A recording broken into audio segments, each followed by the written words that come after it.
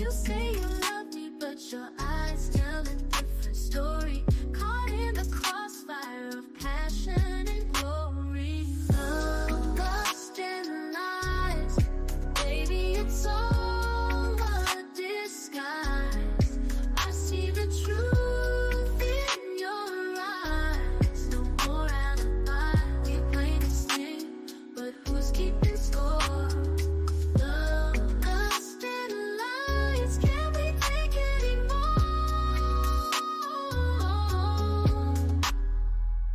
Late nights and sweet lies, our secrets intertwined. The way you move, it's criminal. I can't press rewind. Every kiss is dangerous, every touch a sin. We're caught in this madness. Where do we begin?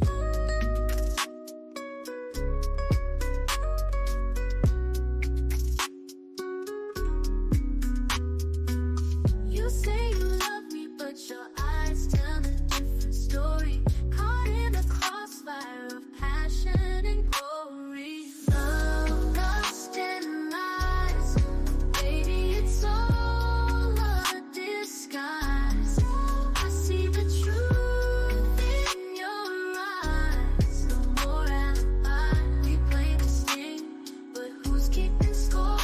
Love, lust, and lies. Can we take anymore? Late nights, sweet lies, our secrets intertwine.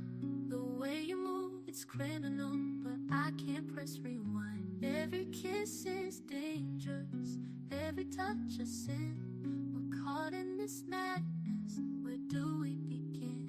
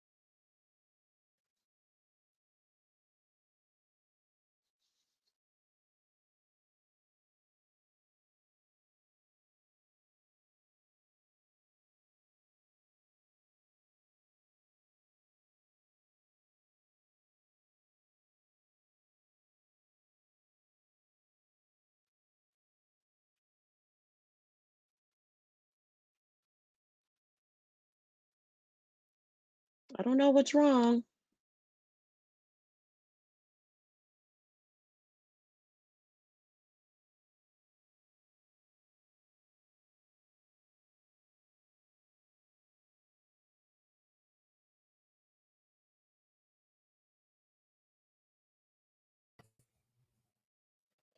What's up, everybody? Welcome to episode 4, season 4, Love, Lust, and Lies. I think Love is having some technical difficulties, so I'm gonna try to go ahead and get started. I don't know if I can bring everybody on.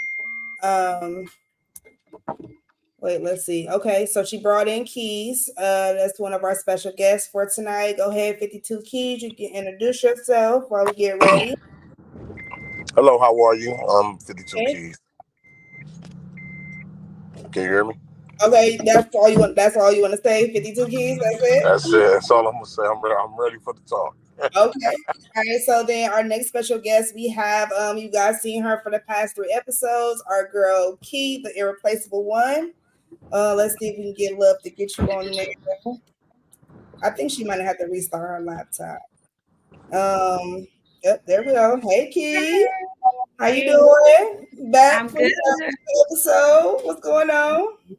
That's right. Ready for Ready to action. discuss some shit? All right. Can you see? Oh, there There she we is. go. Sorry, y'all. I don't know what happened, but I'm on here. Thank you, Okay, Carlo. so of course. All right. Can So you we have, introduce me? Yes, so we have the lovely, the beautiful Miss Love herself. So yeah, I already got started. We got Chris. Here we go with Keys being ghetto in the car. I know it's Oh always my God. Oh every my episode is God. We always dropped somebody in the somebody damn last car. week. Right. We dropped somebody in the car last week. Now here you gotta be ghetto. Here you go. You call it ghetto, but I call it I'm going to do shit. I still got shit to get done. You should have did it. Okay, Keys. You should have did that. Anyways, okay, and I'm gonna go ahead, Coco. You want to introduce the Oh yeah, so our next guest we have is Chris or CB. You want to go ahead and introduce yourself?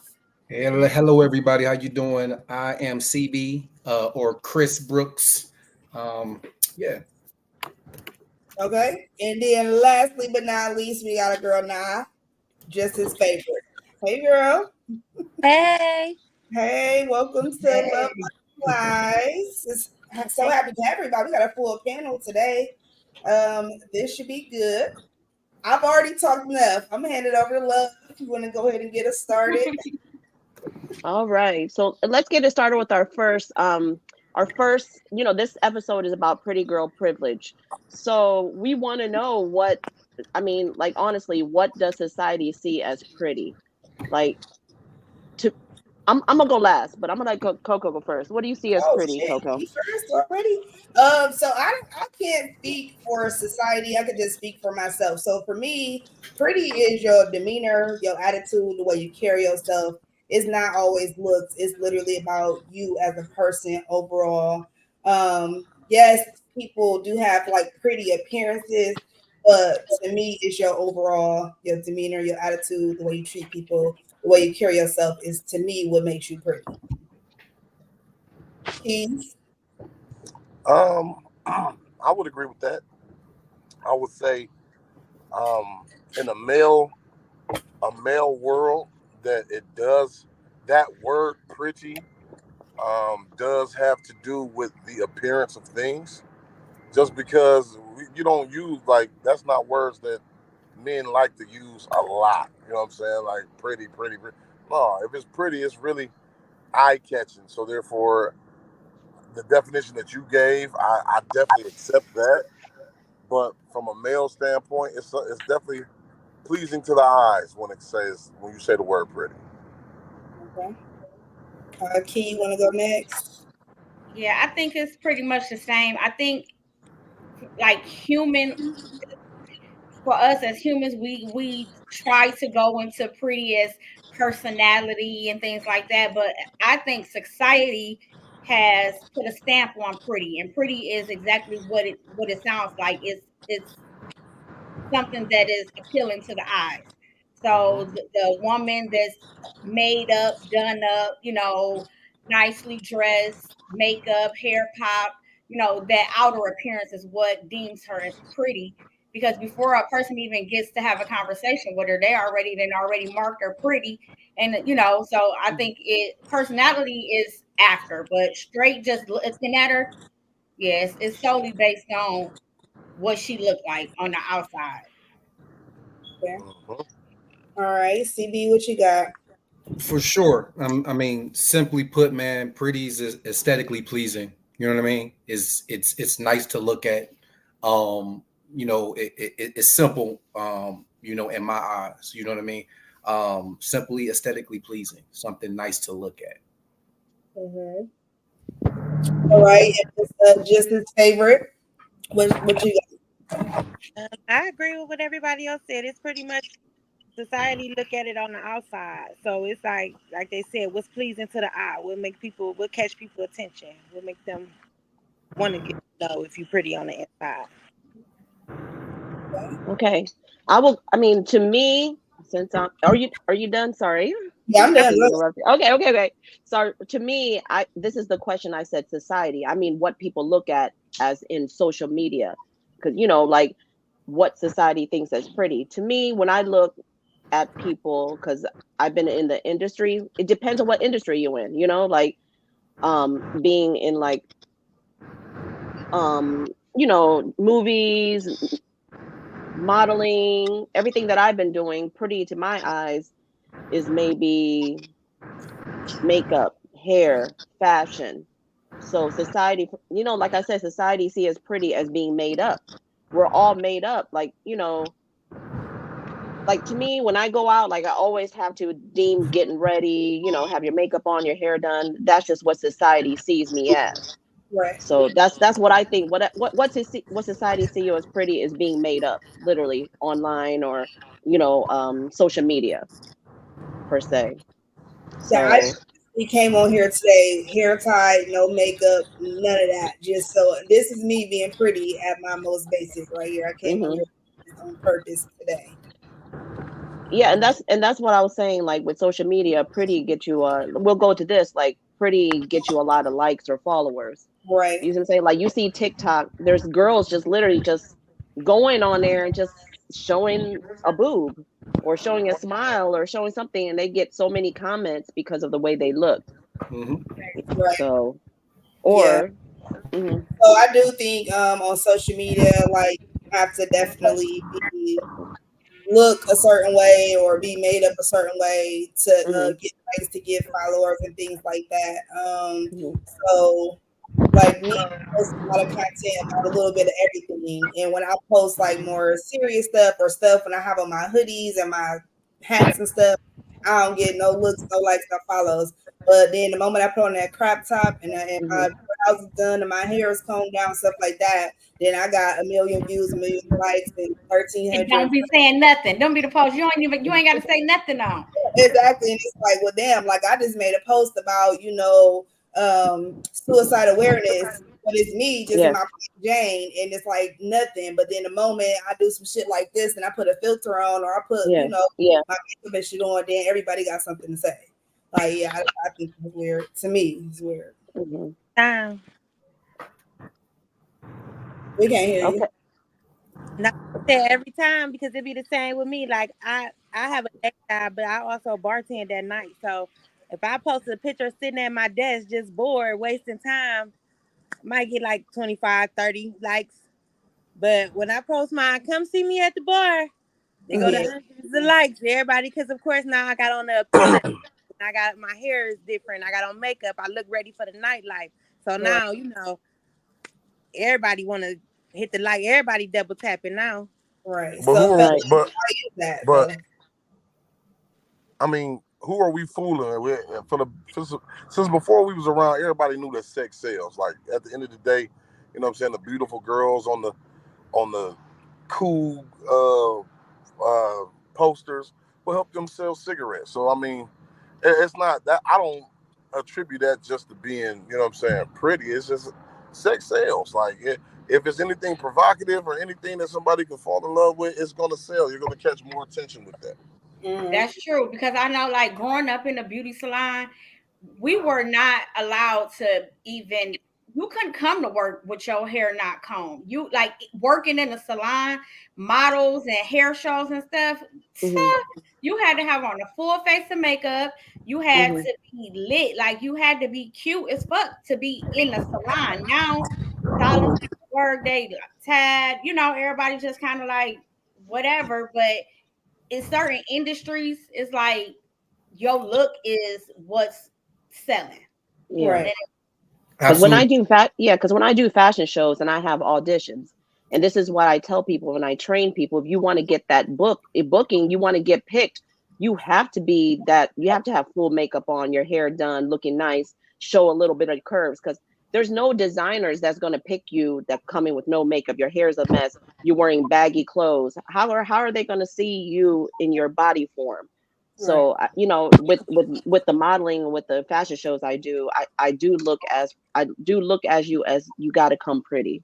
That's how you get picked to do what you do. You have to be, you know, you can't be unattractive. That's what that industry's for, and also the industry that I'm in. I own Yeah, 2 bars and restaurants. So yeah. we tell the girls all the time, like bartenders, when y'all come in there, bottle girls, like, Hmm. come on, like, you know what I mean? I had to send somebody home, was it 3 weeks ago? Because she Right. came in, she was very unpresentable. Like, and what do you say? Sex sells, man. You know what I Hmm. mean? Like, it don't matter what it is, drinks, food, cigarettes, It don't matter what it is. You know, we want Mhm. attractive people selling things. Attractive people sell things. You know what I mean? Mhm. Like, it don't matter what commercial it is. You know what I mean? They could be selling knives and guns. They're gonna have a sexy girl holding a gun or something like that. You know what I mean? Because it makes Right. it more appealing. It makes it more attractive. You know what I mean? So, like I say, like Love saying, like you know, the modeling industry is all about like what something or someone looks like. You know what I mean? Mhm. The industry that I come from, that I, you know, actually make the bulk of my money in, is about attraction. You know what I mean? Like, we Mhm. have pretty girls behind the bar to get guys to come in and spend their Mhm. money. Like, that's the goal. You know what I mean? Like, so I had to send this girl home because she looked like she was going to the laundromat to do laundry. You know what I mean? Right. Go Right. home. You're not gonna make me no money. Sorry, business is Right. business. Listen, So I at the Like last Doc part just that I worked said, at, go ahead. ugly women have sex appeal too, though. So hold on, say that again. The I agree with what he's saying in the comments. Ugly women have sex appeal too. They do.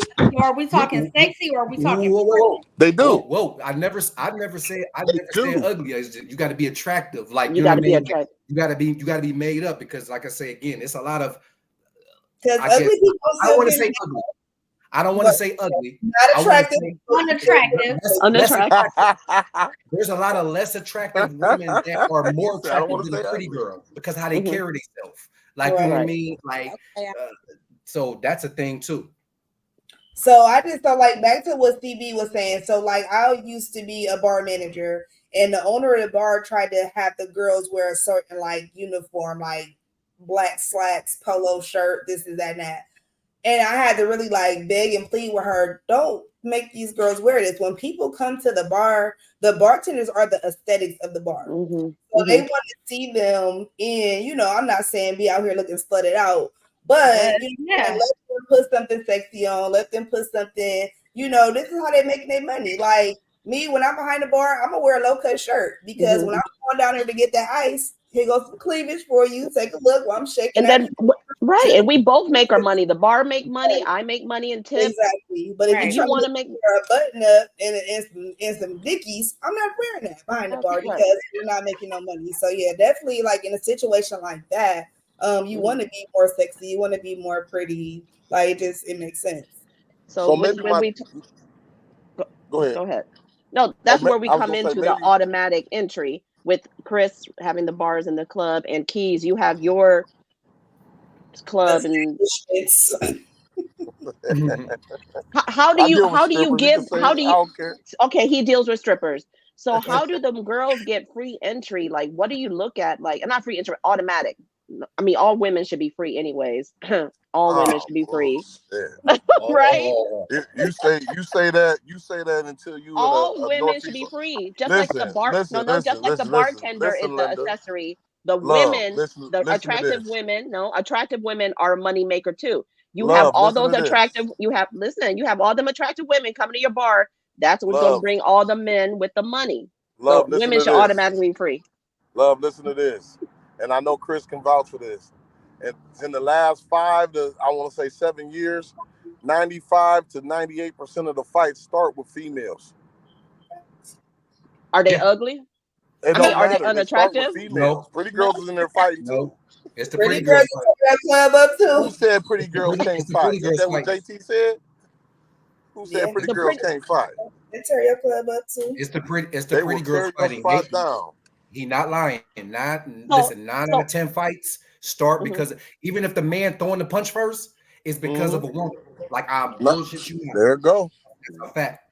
So that means we got to charge the women to get it. Yeah, man. Heck, yeah. They want to see this stuff too. I'll say this much, love. I'll meet you halfway. Okay. Sometimes me and my partner Big, we will on any given night, when we're trying to, push more of a crowd, we will Mhm. reach out to a couple groups of girls and just tell them to come and pose. You know what I mean? Yeah. Because we want that eye candy in there. You know what I Yeah. mean? So we Yeah. do that. You know what I mean? And you know what I mean? The more women that are at a place, usually that means that the more guys are going to fall through. So, but like he's saying, like it's a catch-22 with that though. You know what I mean? And in this industry, It is. That's why you need to hire girls. Like, there's like groups of girls that come, like Love, Lust, and Lie girls, right? Like my girls. Like, if you call Love, we need a group of 10 girls. Can you bring them here? Mhm. We're coming. You know what I'm saying? That's how you know that the girls are responsible. They're not gonna fight. They're not gonna. We're just gonna show you a good Look, time. I didn't know. Yes. I didn't know we could put in the order with you. So now I Yes, know. you- I So- need. We need. Yes. Like, Well, I mean, it's. we we had need some. a- I'm gonna tell y'all like this though. Piece on flats.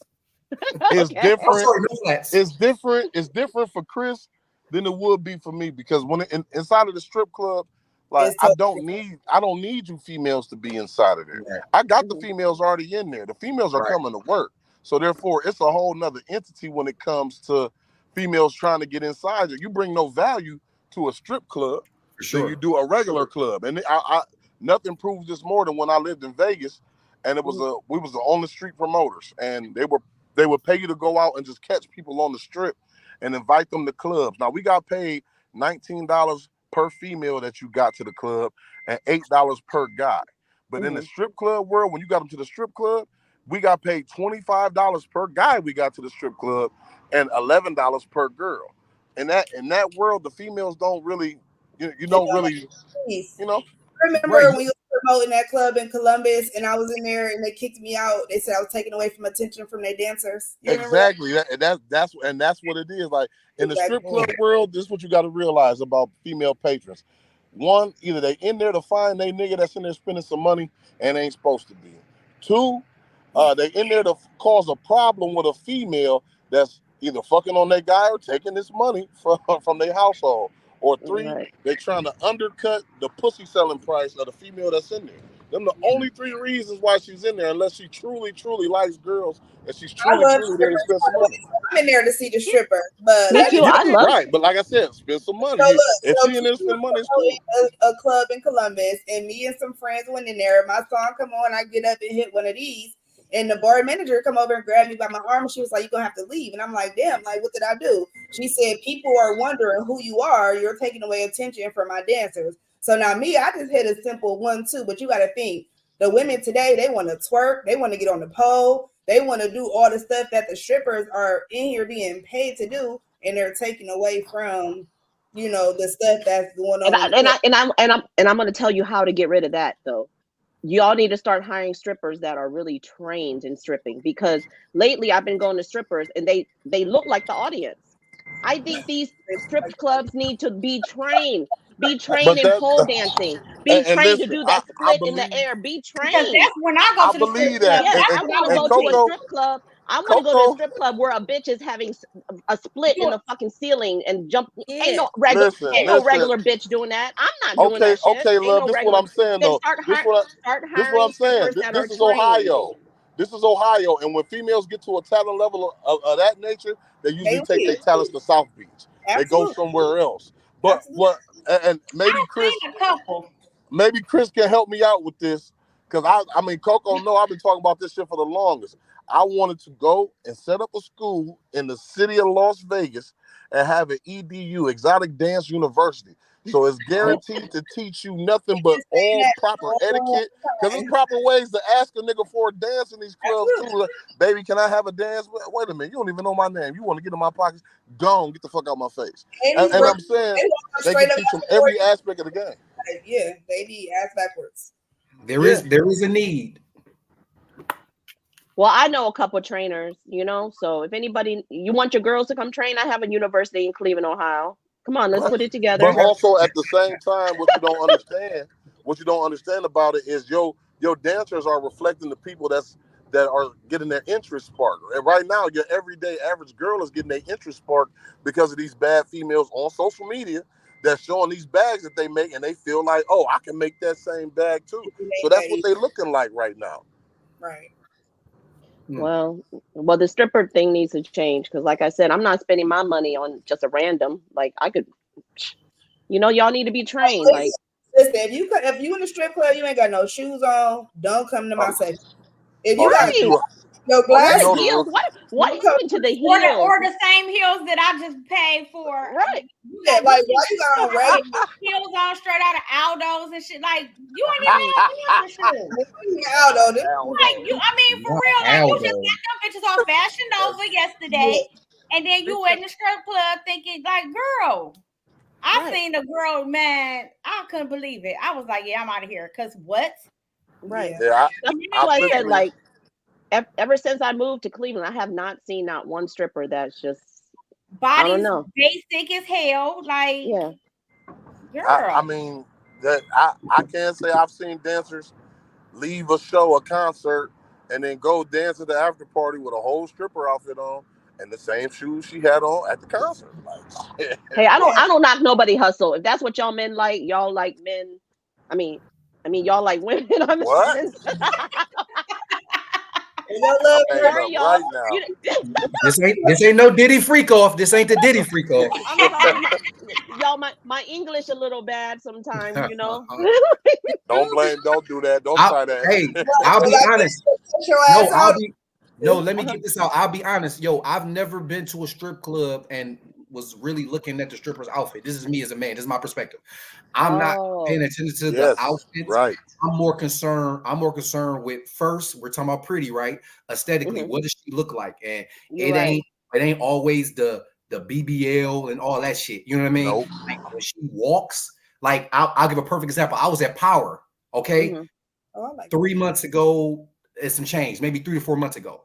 And I was right in front of me is two perfectly put together light-skinned BBL like girls, like, you know what I mean? Like they put them together, like, right? They just made them in the box. Right in front of me, right? They get all the likes. You said they got 1,200 likes, whatever. They right in front of me.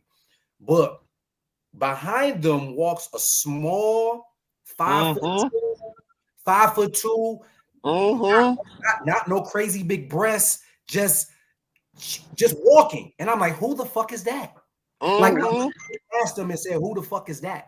You know what I mean? Because it was just something about her aura when she walked past, right? Hallelujah, CB. Like, Hallelujah. listen, it was something about her aura. It wasn't what she was wearing. It wasn't the big fat ass, because the girls in front of me had bigger asses. It was like her aura. So I'm not really paying attention to what they wearing, and really not, you know what I mean? Like the body shit like that. Like it's an aura. Like I'm looking at, and then how they smell. When you come up to me and the answer comes up on me, like she got to smell. Like I want to smell cocoa butter.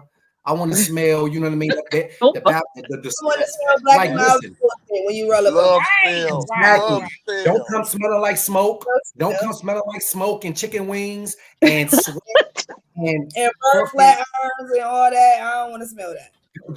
Listen, that's what I'm looking for. So I don't really look at the outfits. I wanted to say that that's a woman thing. Y'all looking at the outfits, looking at the shoes. I don't look at the outfit. I'm looking at the body. Honestly, that's what I'm looking at the strip club is the body. I'm looking at the performance. And I like I'm not performance. talking about like BBLs and nothing like that. I'm talking about like, do she got the mommy pouch that the everyday woman got? You know what I'm saying? When I go to the strip club, I want to see women that don't look like me on the pole. You know what I'm saying? Yeah. So if I got the mom pouch, I don't want to pay you. If that's go in the mirror and twerk on. You know what I'm saying? Like I got that same body at home. I want the bad bitch. I don't care if you got it. I want the bad bitch. I want the bad bitch where I see on social media. Like, this is a stripper that I come. Like, I don't want to see myself. This crazy. This crazy to hear women talk about this though, because I would think and I would assume that you women be like, we want to see representation. Like we want to see. I want to see the BBL. I'm like, damn, she hot. Like I don't like girls, but bitch, you look good. I like right. I want to see the BBL, the boobs, the flat stuff. I want to see all that. I want to see the tricks because in my mind, I think I'm a stripper at home by myself. Right. Learn something to go home and practice in the mirror. And that's cool. That's cool. You got to realize, like, I've been in this strip world since I was 17. I'm 43. So, you know what I'm saying? I started at Lisa's Cabaret doing security and DJing and all this other shit at Lisa's Cabaret at 17. So, like, my whole fantasy of dancers has been destroyed because a small 115-pound woman took me in the back room and stood her love spell smelling ass up on my legs and hypnotized me. Victoria's Secret. I saw her Rick James aura popping up off of her, and it was like a purplish blue, and everybody in the club disappeared. It was just me and her, and I was able to look for what I was able to see. Wasn't no little nappy hairs poking out the side of the front of everything on her was perfect. And since I have never been able to get that duplication again in life, I don't do lap dances. I'd rather throw some money, but I don't do lap dances. You're not gonna give me that again. So listen, I know me. I call myself I'm a basic baddie, and Keys know. Like I came up under Keys. I used to be a stripper. I used to every club he promoted at. I was in that bitch because I knew it was gonna be money in there every time. Like Keys didn't watch me be not basic in a bad way, but like CB was saying, it's not about the glitz and the glam. It's how you carrying yourself. It's do you smell good? Do you know what I'm saying? It's the basic stuff that I could get all the money in here, and y'all out here standing on your head and walking on the ceiling. I'm in the back for money. Like I don't need to do all that. I can't claim today, but I done made hella money. Look at Siri. Like yes, I done made hella money. So it's not always about all the tricks and the glitz and the glam. Like, what's your conversation like? What you smell like? Where your head at? Like, do you have the proper etiquette to be here to get my money? Smell good. I mean, I could do that shit at a regular club. I don't have to go to a strip club. So when I do go to a strip club, I like I said, I like presentation. I like a show. You don't. I like a show. I like. I don't want to talk. What? To I'm here for that. Huh? What? You definitely don't, love. You don't have to do that at no strip club. You can do that at a regular club. But the thing about to strip clubs for that to happen to them, they are subjecting themselves to that type of torture inside of that spot because this is where I'm coming to. Inside a regular bar, if a nigga find out it's on some game shit, he might get offended. Like, oh, what you think I am? So, but inside of a strip club, it's like, oh yeah, this is what I came for. And 95% of the girls nowadays, they don't use that. Like, you don't build that commonality. It used to be females that used to come to work and sit down and drink and talk to motherfuckers and give no dances, but leave out with the same amount of money as everybody else. Motherfuckers coming in to rub their feet and shit. Like, yeah, every Tuesday he do this. That's what's up. That's what's up. All right. Let's stop talking about stripper because if that's the type of money you making at your place, I want to go and make conversation with somebody, Keys. I need to come up with a couple $1,000. I'm only giving conversation. I don't know how to split and do the pole thing, but I horny on the pole, but I still never leave a strip club. Right. Are you hiring, Keys? You gonna hire? You hiring me, Keys? Now he look. Now he not. He ain't hiring. You're not hiring me. You don't want to hire me, Keys? You're not gonna hire me. What? Why wouldn't I? All you got to do is put the outfit on and go talk to some folks. I guarantee you that. As long as you know that's my job qualifications. I'm not going in the back to the VIP room. I'm not going back there to the VIP room. Okay. I'm here to talk. The only thing you're gonna do is help me run this bar tab up on this nigga. So when they get ready to charge this bitch, it say $9.75. And got your money too. For sure. All right. So let's go to the other side. Okay, let's start talking about friends. Like let's see. What happens when friends who are obsessed with you? No, let's talk about friend groups first. Okay. Do you guys so we have a friend group, okay? And like I used to have a friend group where there was like one unattractive girl, right? But I did good. One attractive girl. And the only reason I was really friends with her because we grew up together. She was a nice girl. She could dress her ass off. You know what I'm saying? But she was unattractive. But I still loved her because she had a beautiful soul. But she will always bring the other unattractive friends, you know? And You're doing good. I hated that shit. I'm like, why'd you bring these unattractive girls? So it's just like sometimes I don't, but sometimes I don't want to invite her no more. Like I really don't even want to invite my friend no more, even though she's my friend. Like I don't want to invite you. Like how do you tell your friend not to invite your other friends? Like how do you do that? And guess what? Like I could be going to the club. Say I go to Pure or Euphoria. And I walk up, you like, hey, love. And I'm like, hey, you automatically let me in, but you looking at like, who the fuck is these ugly bitches? you gonna let them in, Chris? I will. I do. Because if they with you, I'm gonna let them in. If they with you, I'm gonna let them in. Never mind, I was about to be petty. I was about to say, is that what they be doing with me? So I feel like, let me tell you, I'm about to keep it 100 with y'all. When I go out with Love and Caramel, I be feeling like I'm the ugly friend when I go out with them. Like, I swear, don't nobody be checking for me when I'm with them. I feel like they be like pity, like, all right, get her a drink too. All right, let her in too. Cause like they be on 10, I be on like 6. So, but that's just my opinion. And Love be like, no, don't feel like that. Don't feel like that. But they be showing But up. remember what I told you though. It's not that we're all beautiful, but what I told you with you is, like you said, personality. You're quiet. A great personality. You do. You have a great, but nobody hears it and nobody sees it because you're always so frowning. quiet. You always got an attitude. Oh, You always got an attitude. Oh, that attitude. No, I Okay. just really be chilling though. Like I really just be chilling though. So like me, But I'm not a like. I feel like I used to be like the main attraction person. Like, I don't want to be on the front of the flyer. I want to be like the just like in the background or whatever. That's just my preference though. Like I'm just not a. That's just how I am. I think that's how I am now too. Like I have resting bitch face. So I've been told probably for years and years that I don't have a inviting attitude.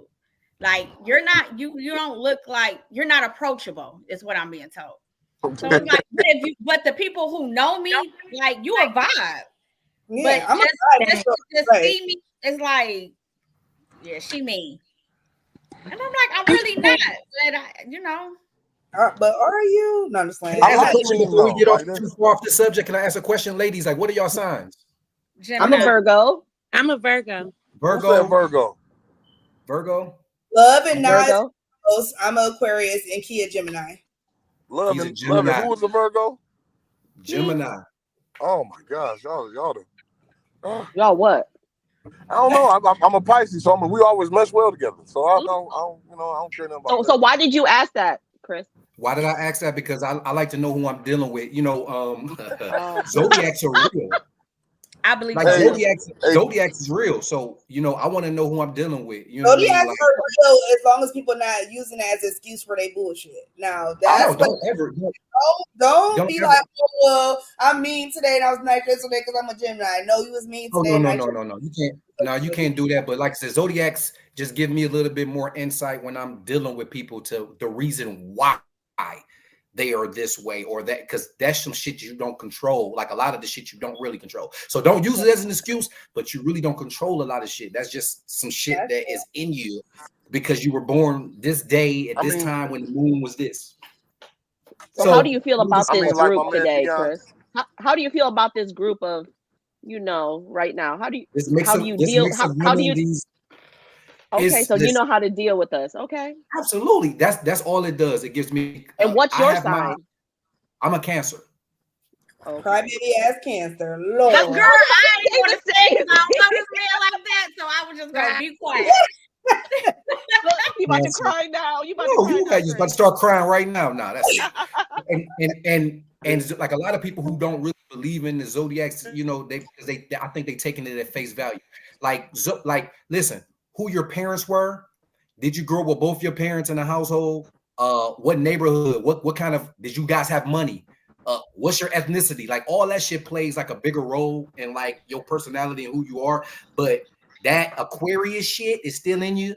That Gemini shit is still in you. You know what I mean? Like it is. Aries can't like that. You'll still pick those certain points out and shit like that of people. Right. So when you was telling me, when you were saying that, people say that you mean and everything like that, I was like, I wonder if she's a Sagittarius or a Gemini. That's what I thought in my head. Andy is. Because they be a little standoffish until you get to know them. You know what I mean? Once you get to know them. I said, if you knew me, it's like, oh, she a vibe. But it's to get to know. It's the actually crossing the threshold of, do I want to talk to her? Maybe. It's only one sign. It's only one sign I stay away from. It's only one sign I gotta run from. I would have had to log off really. What? Aries. I knew you was gonna say it. Aries. Was that a Leo? No, Aries. See, that might not be my thing though. I'm an introverted extrovert. Like if you know me, I'm an extrovert. But if you don't know, You be really, people tell me all the time, like, girl, I didn't know if I was gonna like you when I first met you. Oh, yeah, people tell me that all the time. Too. Literally the coolest person in the world. I swear I'm cooler than the other side of the pillow. I just don't know. I be having to watch people. I'm a people. Right. For sure. Yeah. Right. As you should. I want to go back to this comment that East Mel said, and it is culturally like, okay, so East Mel's probably African American, so Love is Asian, a thick Asian woman. On my side, I was unattractive to my Asian men. I wanted to bring that up. You know what I'm saying? Culturally, like Asian men did not like me growing up. They're like, "Oh, you're too fat," or "You're too," you know. And I'm like, "Damn, why am I shaped like this? Like, why is my boobs so big?" Or you know, like to me, I don't think my boobs is that big, but to the Asian men, you know, I was considered fat. So I wanted to go back with that, like Hey, little culturally, buddy. like, Hey, little. huh? That's all you got to tell. Hey, little buddy, give me 2 of those. No, but my self-esteem And the was so Black Society, low. give me 2 of those. Give me Oh, 2 but of them. but my self-esteem was so low. It's just like, damn, like I'm fat and fat. So you know, I got fatter because it's just like all you called me fat, so I'm gonna keep on. So did you bring that into the States? Like when you moved to the States, did you have that same like mentality? Like when did it shift? When I moved to America? Yeah. I mean, when I moved to America, I was young, growing, you know, like I don't know, it's just like all the Black men loved, I guess, the thickness. You know what I'm saying? So that's probably where I came at it, where then I started looking at Black men like, damn, man, they fine as fuck. Like I compared an Asian man to a Black man at that time. I mean, I guess I don't want to be like, I'm not saying, I don't know what to say. Anyways, but I love how, you know, have you ever really looked at a Black man like naked? Absolutely. Like, no, like a Black man is so shaped so much better than any other man. Like their arms is just so broad, just like their body shape. Ooh, okay, let me stop. But a Black man is the most attractive man in the world. Thank you, Black man, for coming. I mean, I don't know what to say. Anyway, let's stop. Y'all agree or y'all not agree? No, I agree. No, I definitely agree. I have nothing to compare it to. So yeah. So I dated outside my race. I've never slept with anything other than a Black man. No. Me either. No. But I didn't say sleep with. Now the best sex person I had, but the best sex I ever had was with a Hispanic. So I could give that. Hispanics is not told me that, but I mean, I did hear Hispanics was freaky. Like I was. Hispanics is the freakiest. You know. But the best sex I ever had was from a Black man. Like hands down. Black man definitely. Well, the white man I had the biggest one ever I seen. Really? I know, right?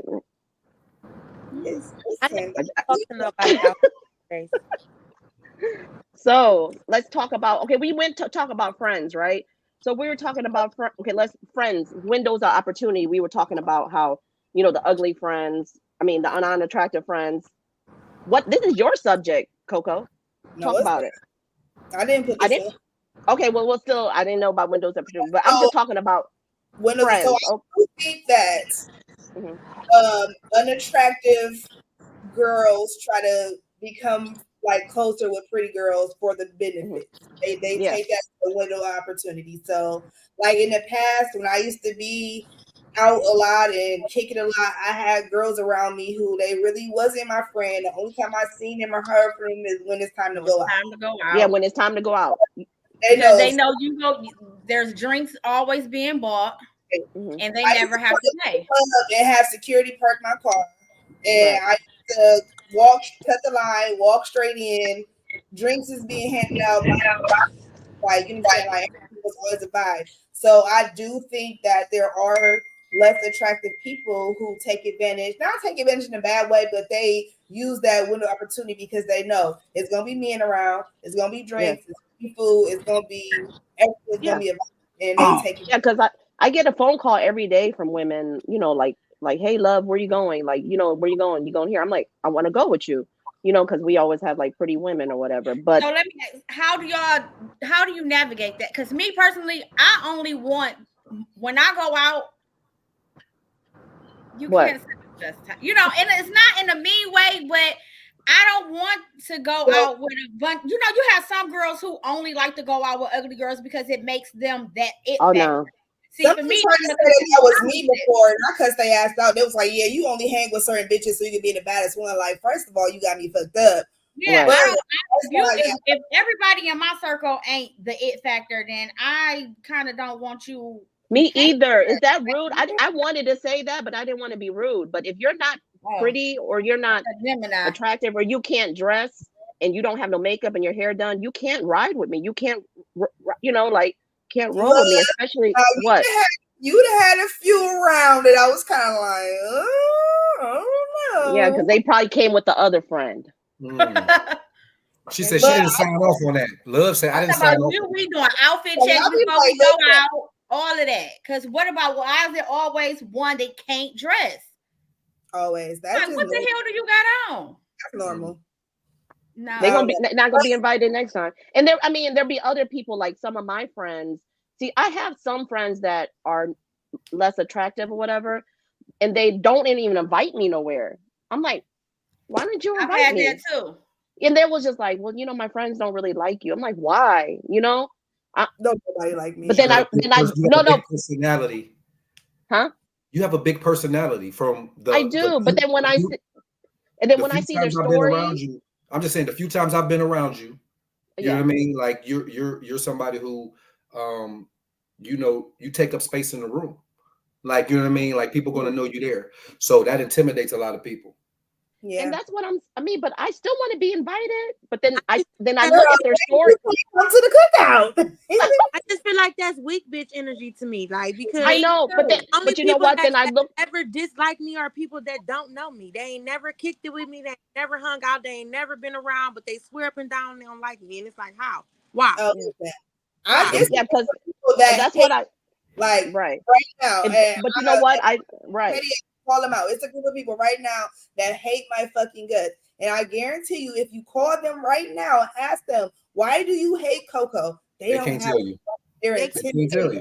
Or they give you some bullshit reason that don't even make sense. Dumb from shit. 50 years ago. Like, girl. That's weak. That's weak. Yeah. We never sat down and had a conversation. Girl, you don't know me from Adam. How the fuck you don't like me? You don't know nothing about me. What you talking about? But then like I was stemming from that. I look at their stories the night before and they were all ugly girls. And I'm like, thank God I didn't go or get invited. It just be like, girl, I didn't even know you existed. Like, what are you talking about? Right. I just can't do it. Always be like, why won't you invite me? Like, I'm a vibe, I'm cute. Like, but then when I start talking to my real friends, and because it used to bother me that certain people would not invite me places, and they're like, that's because not to say you look better than them, but because you look better than them, or because you are the vibe, you're the life of the party. So it takes away from everything that they're doing. So no, you can't go. Right. And at first I used to be mad, or my feelings used to be hurt. Now I be like, yo, party week anyway. Like, okay. Yeah, I just went to a party this weekend, and I literally, like, you know, my personality, I'm like, hey y'all, you know, hey, happy birthday, you know. I go in and I say hi, and all the guys were like, what's up, love, and all the girls was like, hey. They didn't even say hey. They were just like, I was like, oh, okay, you know, like what do I do in that? Keep moving, because bad bitches, so fuck them. Talk more. Yeah. So I did. I was so extra too, y'all. You know, I'm petty, right? So that's I'm extra. Exactly. That's what you do. You turn it petty up. And guess what? I had a group of guys, and I was flirting. I was like dancing on them. You know, I'm extra petty. Don't try. I've done stuff like so. Like, say we all was out, and it's like two girls that if it's 8 of us. And it's 2 people that I'm gonna buy everybody a shot except them 2 bitches. Like, I would do some shit like that. I'm the opposite, because I'm gonna buy them a shot too, just to show I'm bigger than you. Here, I've done that too. And like Pac said, you wonder why they call you. You wonder why they call you. I bet you. Don't be like that. First of all, I feel pretty girls. The amount of unattractive girls you would say that try to latch on to pretty girls, I feel like pretty girls latch onto them too, because you know when they get in these clubs, the first ones to start swinging is that She But down what it with ain't that got wrestler nothing to lose. outfit. She got that wrestler outfit on already with them Uggs. That hair ain't all the way together, and she don't give a damn about fucking herself up tonight Well, or nobody Right. else. Love, you got to keep one. Love, you need a bodyguard now. You got to keep one. That's I what gotta it. keep one. I gotta keep up. Listen, I gotta go. they, all Oh, these y'all girls did. always Like say that. I'm one. the bodyguard. Love don't let them know. Listen, Oh, Love you the don't bodyguard? Okay, every time. I was gonna say because you got some pretty ones that's ready. that's true. Right. Yeah, That's but true. I mean, look all at my pretty yourself. ones is down. All my pretty ones down. Shit, I Because can Look get at a this phone. panel right Girl here. Look, if y'all really talking about being pretty, look at the panel. Everybody looks great. You guys are Oh, amazing. thank you. And when y'all get ready to go out, y'all probably look 10 times better than what y'all looking right here. That means you probably spent some money on hair, makeup, shoes, and You're not outfits. trying to You get You it do with not no have the shit. time or physical ability to want to mess up that outfit. Not the look like. I don't give a damn No, about that. I don't give a damn either. You want to fight? You fight. I'm messing it. I'll buy it again like tomorrow. I said, this soft girl era, this I all don't new like for me. I'm just getting here. One or I two. was a tomboy, baby. I'm from St. Clair. None of that matters to me at that point. But I'd rather walk away though with your man. You I dangerous as fuck. That's a Dangerous. way to get him back. I just don't What you put say? myself What you in- say, Chris? That's if a I way to feel get like him back right there. That's the way to Right. get him back. Right. Don't fuck with me. Like I will. Like I tell people all the time. Like don't. I mean, you use what you got to get what you whatever. Don't use these Ronnie Ho quotes. Just think Right. professional. hey, it is what it is. You see my It eyes. is what it is. Like I can't get you back anyway. You know your man gonna want me. Come on, let's do it. I'm reading this thing at the bottom you got right here. I I think don't Yes. want to. I'm just a say. pretty girls are always nice and happy, stuck up girl. Like No. not- The difference, like you know how people say pretty girls are either nice and happy or they're stuck up and snobs. Like this is how I feel. When you're a pretty girl, that's what you get you in the doors, right? But how do you keep being in the doors, being nice and happy? But if they find out you stuck up in a snob, you're not coming back in that door, no matter how pretty you are. You see what I'm saying? So I haven't seen a lot of. Listen, in Cleveland, like all the pretty girls here in Cleveland are very nice to me. No, they mean. No. No, they not. They nice to me. All the pretty girls are nice to me here in I Cleveland. think personality is Mhm. it's either you have it or you don't.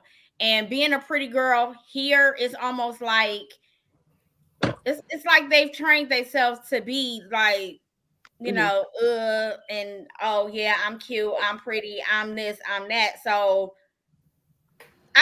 a lot of them you see they just standing there like they're not even, you don't even look like you having fun. I feel like that's No, I think that'd be the ugly ones. persona. They don't really think they pretty for real. They faking. They want you Yeah. to tell. Maybe. Yeah. They need your approval. They need your validation. That's fake. Yeah, because some of them do be pretty girls, like for real pretty girls. But Yeah, they standing there looking all ugly because it's like you frowned up or you not personable. You not.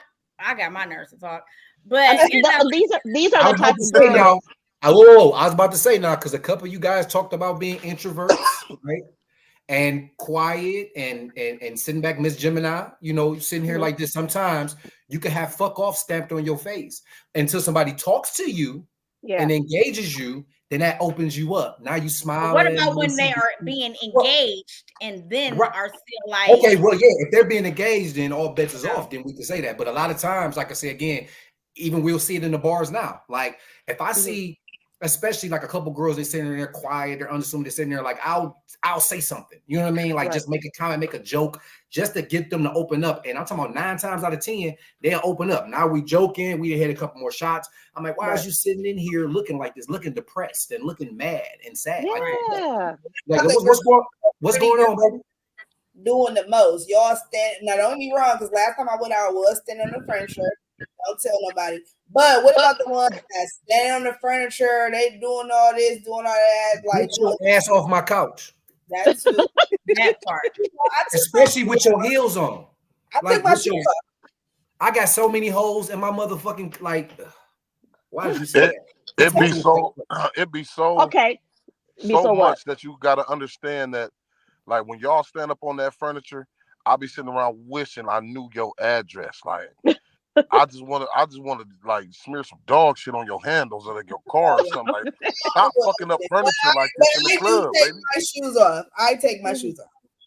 Okay. Me personally. So the night that I met Chris, we went to an event there. You know, we brought our restaurant. You know how you guys started that industry? Was it the industry bowling? The industry night, yeah.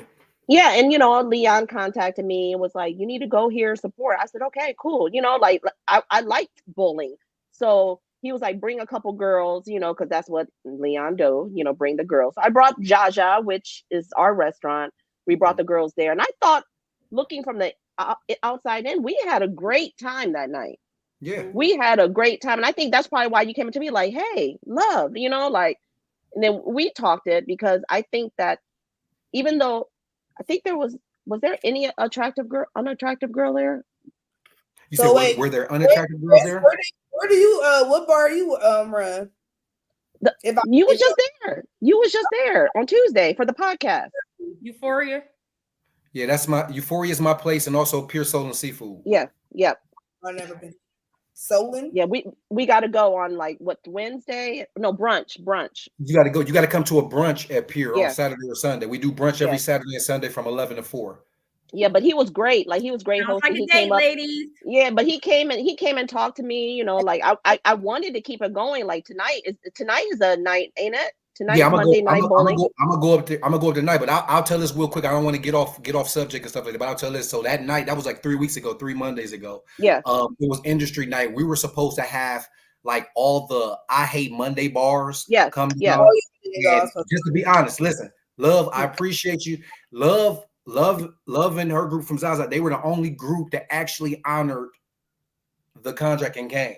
We were going to I Hate Mondays, Euphoria, supporting that I Hate Monday, spending $1,000, $1,200 all the time. I'm sorry, this is me on my tangent shit. All right. Yeah. Spending money every fucking Monday. Now they were supposed to get together and come over to our place, the very last I Hate Monday of the year, whatever, and support. But none of the motherfuckers showed up. You know what I mean? So I appreciate you for coming and bringing your people because we still had a good night. We still had a great night. And my partner introduced me to you. My partner, Big Man was like, "Yo, Chris, you got to come and meet Love from Zaza." I'm like, "Why I got to meet her?" This is why he told me I had to meet you. He's like, "Because you was about that life." He was like, "She be talking that poly shit like you be talking." Like, so you gotta go talk to her. Like, so that's what prompted me to come over and actually like meet you, talk to you. Okay. That's good. We did have a good night. I wish it would keep on going. Like I plan on going tonight, honestly. Like I wanted to go bowling. You know, I'm the bowling champion.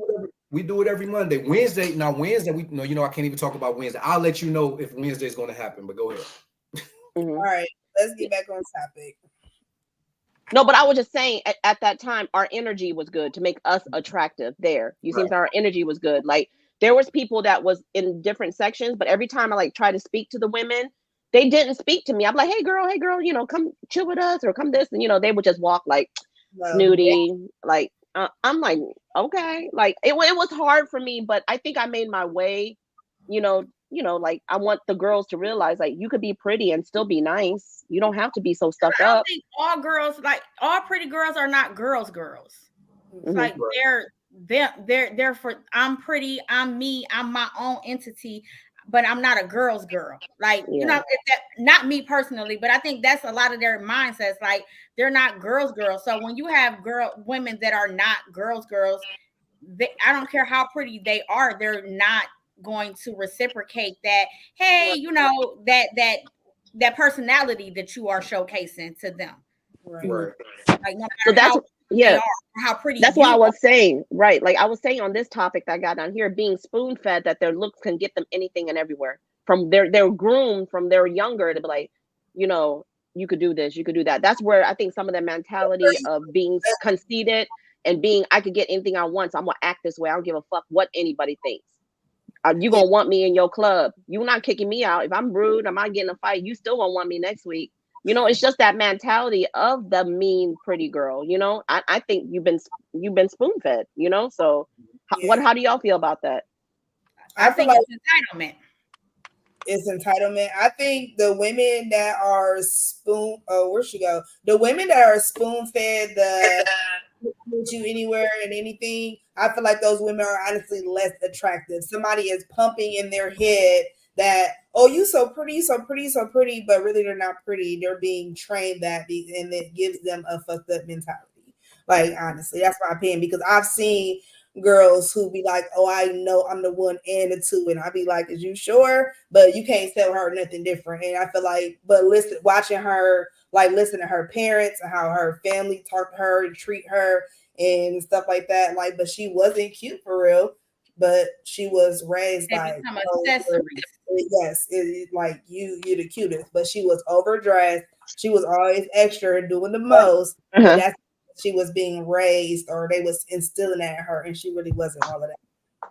Right.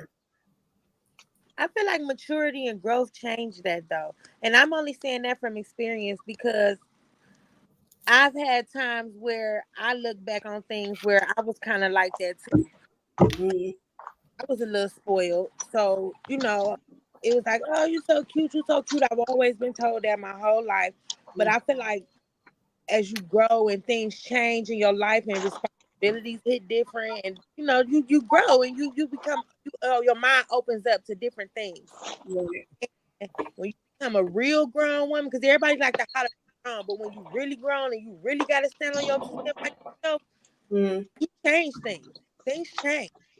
I think the only time that it changes is when your looks are not what's getting you by anymore. Because I think when she says like they're trained, I think when you're little and you're cute, and most of the times is you have your mom, you have your dad, and then you have those dads who spoil their daughters. They give them anything they want. They give, whatever, and then they train them to find men that will resemble the same act as their dad. So now you go from your daddy giving you whatever you want, my spoiled baby, my baby, my baby, here you go. This is for you. You have the car at 16. You have the, he's giving you everything that you want. You don't have to ask for anything, or sometimes they don't have to work for it. It's given to them. And then they find men that embodies their dads. And now that man takes over that responsibility. So they've always gotten by on being pretty. I'm pretty. All I have to do is be pretty and sometimes polite, because it's worked their whole life. And then they transition from being a kid to a young adult to an adult woman. And now these men are doing the same thing. So you adhere to your audience. You have men who are going to take care of a woman because she is a trophy. She is somebody that is an accessory. And I think it's just about mentality. Like if they're okay with just being an accessory, you have some that are baddies who are going out here getting it on their own. You got some who are solely dependent on a man to get it for them because they are pretty and they don't have to do anything other than just be pretty. Right. And that explains like not my last relationship, but the relationship before, like he didn't even like my mind. Like he didn't even realize how smart I was. He always would be like, go get your nails, hair done, go find an outfit and just stand next to me. Like that's what our relationship was about. And I was just like, okay, because I was in the industry, like I was always like at shows or fashion shows. I'm like, all right, I'm gonna be his accessory.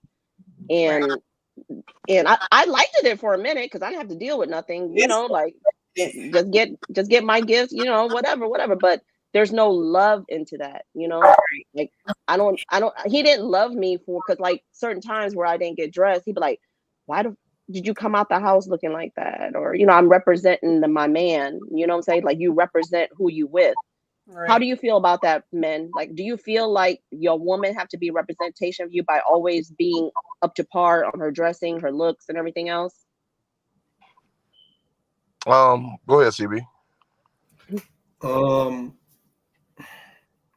I feel like anytime you leave the house, I'm one who I have a lot of nieces and nephews. So even when it comes down to like the women, like all the women in my life, even like I said, the ones who I'm over, like I say, as far as like nieces, sisters, I am the one who, when I'm pulling up, they be like, oh, Uncle Chris is coming.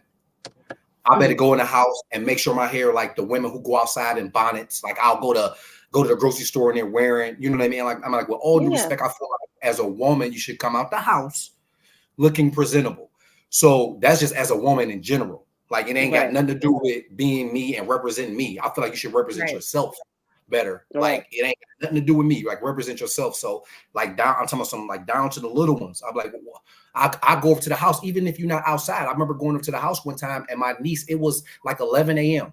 and they had been up. And I asked my niece when I went in there, I said, how long have you been up? Well, I've been up since like 8 o'clock. Well, why ain't you combed your hair? Right. Look like you didn't brush your teeth. Like it was like we was in the house. So what? Like the first thing you should do, like, is this is me, my personal opinion. You know what I mean? Like when you get up in the morning and stuff like that, you should be presentable. I ain't saying you got to go put on makeup and stuff like that, but what I'm saying is you should be doing some things to make yourself presentable, and you damn sure shouldn't go outside unpresentable. Right. So it got less to do with me and more to do with them and how I feel like they should treat, I guess, present themselves as a woman in public. Okay, but when they go out with you and they have the just regular, you know, like they're not presentable, do you tell them or you tell them? All right, so now if we dive into that, because like I said, again, I want you to be presentable. I went on a date with a woman years ago, 8-10 years ago. We met. So we met somewhere. So I was like, yo, meet me at the movies at 8 o'clock. We get to the movies. And this girl, I swear to God, I remember the outfit. She had like an oversized jean jacket. All right, cool, right? But she had this. It was a black shirt, but you know, if you put bleach on the shirt, how it turns like that, like red kind of maroon. It was spots all on the shirt. She had on gray jogging pants, right? But it had 2 holes in it. What the? Was this your first date? I am not kidding you. No, this wasn't our first date. This was like our second time we had went out. This is like our second time. But I'm talking about immediately upon walking to the theater, like, oh, I'm outside too. I'll meet you at the door. And I was like, ugh. Like, and we never went anywhere else. Because why would you come outside looking like that? Like, why would you come outside with me looking like that? Right. Like, I'm the type of dude, like, I don't overdo it. Like, I'm not a big fashion, you know what I mean? Like, you ain't gonna see me wearing like a Miri. That ain't what I do. You know what I mean? Like, that's cool. Like, you gonna see me in a hoodie. I'm gonna be clean. Now I got a hoodie, you know what I'm saying? I got some jeans, I got a tee. I don't do any of the extra shit. So I don't, you ain't gotta be Miss Glamour, right? But what I'm saying is, baby, like, don't show up in this dirty ass shit. Like, you know what I'm saying? Be presentable. Like, you know what I mean? Like, you got to be presentable when you with me. That's fair. I think so too. I mean, I feel like when you are with somebody, when you are out in public, you are a representation of who you're with.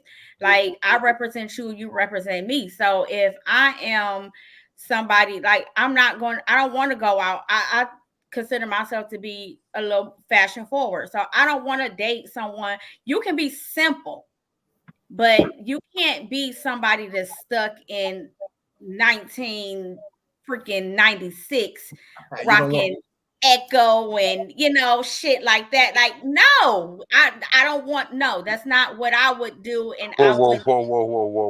Don't come tall T. I'm just saying. Okay, so I feel like the representation of your woman in public, her actions should speak more than her appearance. Like, if they can't identify that that's your woman in public, well, nobody identify that's your woman in public. And the way she dressed ain't gonna help you out all the time. I feel like sometimes it just depends on the nature and the personality and the principles of the person. Like, all the time, it may not be time for you to get that glamour. Sometimes you might need to run to the store to complete dinner. But you don't have to be glamorous to be simple. But you got to be put together. You don't have to be put together.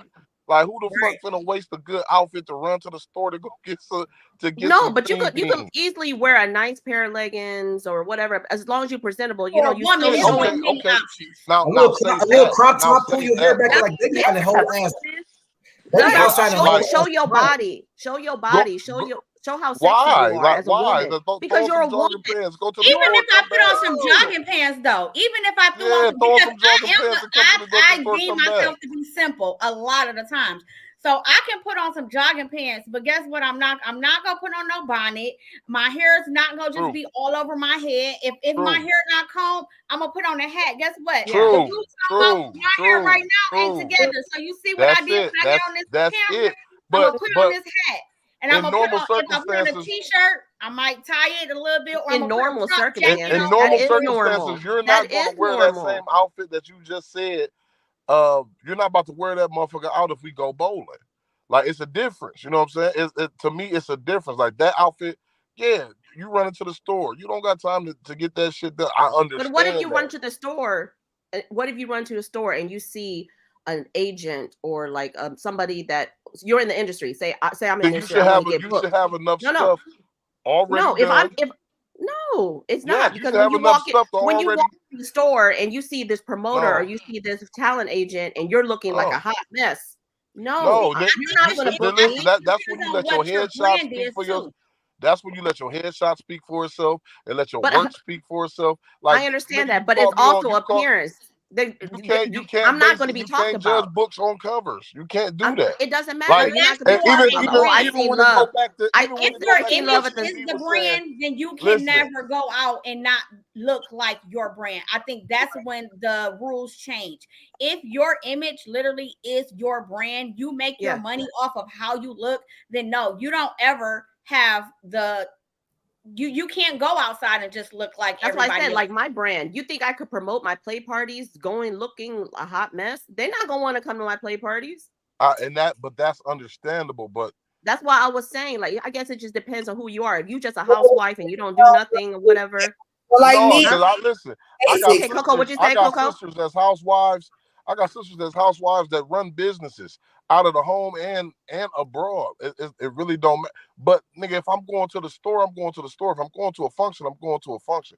When I was listening to my man CB talk about his story, like, it's no excuse for the holes in the jogger pants. First and foremost, where unless was that? No. I believe you should look presentable. I think you should look like a woman when you go out. You should always look if presentable. you go out looking And I like your understand man, the no bonnets. I you're understand. not- I understand you're not- the hair. I'm not gonna go out looking like my man. I'm gonna go look like a woman. Even if I do just having jogging pants on, I'm gonna still show them curves and show a crop top or get my, pull my hair back with your that hat. jogging suits don't fit like a man's. Your jogging suits should be fitting of you to But show I don't your wanna curves. look You like got a some man. women If that's that's gonna what you pull like. on some men's jogging suits too. You But I don't want to look like a man. I want to look like a woman. jogging pants. I want to look like an better not attractive come out woman, looking like especially no if you're Missy single. Elliott. Well, if I'm 98. single, I'm gonna I'm go not out gonna looking put it on. presentable because you never know. My man might be at grocery store. You know, like, hey, The other day, I looked so homeless. You gonna It see was what I sad. got going on, jogging pants or not. I can't hide what I got. And where was you going, Coco? When you said the other day I was looking so Oh, it's my homeless. friend's birthday, and I just didn't feel like getting dressed, so I went looking homeless. And y'all seen it? I posted when I said I was channeling my Ellen Baby kid. I had on a baseball cap. I ain't have no wig on. I had on a hoodie. I had leggings and sneakers. But you was at And your family's house, and you didn't want nobody to talk to. But listen to what you just said. First of all, you had on a baseball cap. That's my house. Yeah, like I think we missing the whole basic is basic. We're Right. not talking about we're not saying you can't be basic. I'm saying Right. I think you can be basic if you're going to the grocery store. You can be basic. That's basic. That's not, you look like you still don't even look like a dude, or you know what I'm saying? I think it's just about how you put stuff together.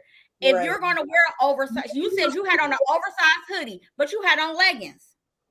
Yeah, You don't have.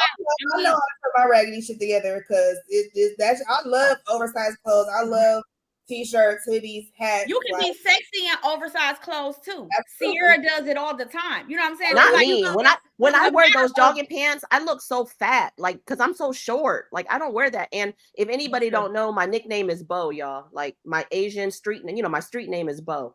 So my real name is Love. Street name is I Bo. didn't So say it all day, so don't give me. I told you I would not say it all day. if everybody hear me, Bo is Bo. That's my street name, y'all. But anyway, when I wear jogging pants, I look fat, so I choose to wear my shit tighter. And Doug, no, I don't go. I out agree because I'm the same way. So a lot And of they my don't stuff talk is to me. form fitting And because I'm not small. So I'm gonna look we- like a we I'm can gonna look like agree- a big Asian dude. Every That's woman what- is see, different. that's So your- to that's each, your- Okay, listen, what you say, Chris? every woman is different. So to each their own, to how you feel like you need to dress to, fit your body, right? Mm-hmm. We all can agree, just be presentable. Just be presentable in public. That's all. And it could be a baseball cap and some shorts. It could be, man, it could be flip-flops. Like, I swear to God, it could be.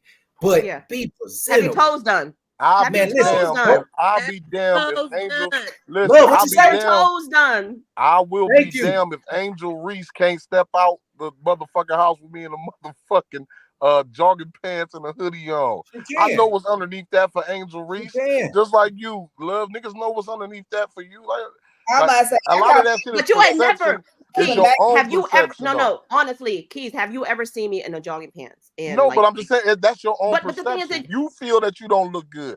I may say, "Oh my God, I can't wait to see what's underneath that goddamn jogging suit, boy." If she don't but you make wouldn't that even shit- look my way though, because I'm gonna look like a How big do you fat know Asian that? dude. How do you know that niggas Yeah, is just like he was saying earlier about the strip club? Niggas is finicky. Like I'm looking at feet first. If you came out in a jogging suit and your toes was done, bitch, I don't give a fuck what is above Man, that. can Them we, toes Love said told me it, the whole double it story. down. He talking about feet, man. Women, oh my God, man. Listen, get your Yes. if you get your feet done, Right. In the Right. winter Get the time back of and that in the heel. summer. Listen, The toes tell the whole tale. I don't care, man. Come on, y'all. Right. Like I be Get so your disappointed. toes You done. ain't got the nerve to put sandals and flip flops on. Like, what is y'all doing? Right. It's That's so why I said, you disappointing. see the pretty girls. You see the pretty girls got a whole body, got the everything designer, that designer bag, everything, and then you look Be at their fucked up. toes and be like, "What the fuck?" Be fucked up. Chip polish. So if your feet not done, guess what? You probably don't even groom your pussy. Oh, Yeah, did I you say that don't. out loud? My mama said that a long time ago. If her feet done, then everything on that woman is done because that's the furthest thing from her mind is her toes. Right. You got to keep it together, ladies. If any, I heard a lot of complaints from men this summer about women. That's what men look at their feet. You know what I'm saying? All Keep your the feet time. together, ladies. I'm It's a so foot, I'm a simple. feet person personally myself. So yeah, I'm gonna get my feet done before I get my nails done. Right. My feet first. My nails could have one missing. My toes. I'm gonna get my feet done before I get my nails done. I approve this message. Well, I have a standing 2 week, every 2 week appointment. I have a standing appointment every 2 weeks. Right. Get my And nails it feels so good. Every 3 weeks I get my toes done. Like I just got my toes done on Saturday. So then 3, but yeah, and this Friday I cracked my toenails at Euphoria on Tuesday. I don't know what I was doing, huh? You cracked it during the podcast? Yeah, I don't know. I don't know what was I swinging on a pole? What was I doing there that night? Anyway. The fuck is y'all doing during this podcast? You should have been there. We had a great time that night. We literally had a great. But I broke my toenail at Euphoria that night. I woke up the next morning. Oh hell no! Right. I don't care if I'm late for work. I'm getting my toes done. Right. And it is what it is. And then let's talk about like physical, right? So this is a big thing about like a lot of men that I talk to. Like they always love the body, but it just this is one. Hold on.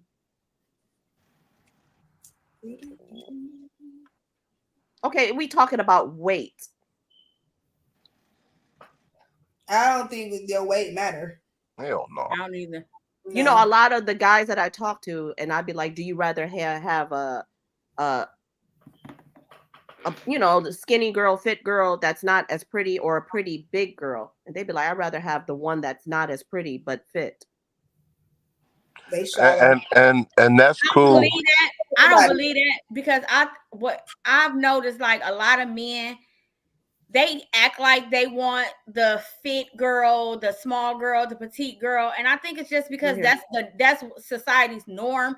Because those are the same guys who you would see ducked off with a plus size girl and be happy though, like. And for somebody like me, I was plus like heavy, and then I was small. I'm a little in the middle now, but I've dated guys who was like, even now they're like, I prefer plus size women, and it's always usually smaller guys. Yeah, smaller it is. guys like plus size women. Yeah.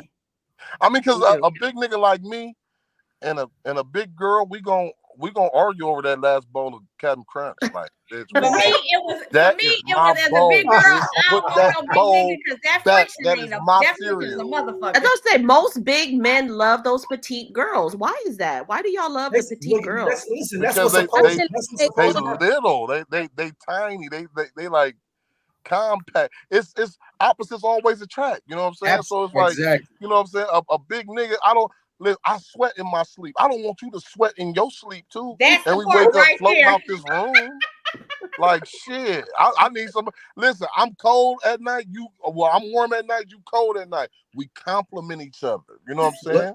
What the comedian Lavelle Crawford said that he was like, man, I don't want no big girl like me. Like what we look like in the bed. Like we can't do get shit accomplished. Like, you know what I mean? So it makes sense that a big person will want somebody. I've seen it before, y'all. I've seen two big people, like, you know, I've of seen a course, lot. like, yes, and I've seen them have sex. I'd be like you seen? Oh yeah, that's and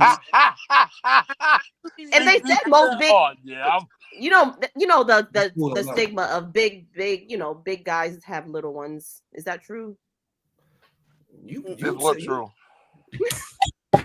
No, a bigger guy, and it wasn't small. No, that's not a lot of big guys I've seen are small. A lot of them. Majority, but it's not 100% true. But it be the tall, skinny ones. It be the true, goddamn. But it be the tall, skinny ones that be like.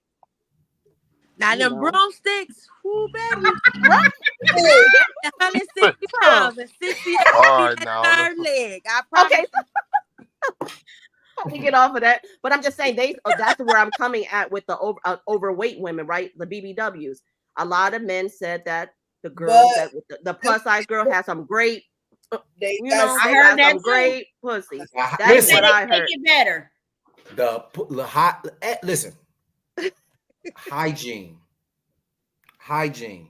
Okay. The big girls will surprise you. Yes. Just being young, right, and growing up, you would think that the big girls was the smelly girls. Mm-hmm. No, because they the ones that spend the most time making sure was to be the stinky girls.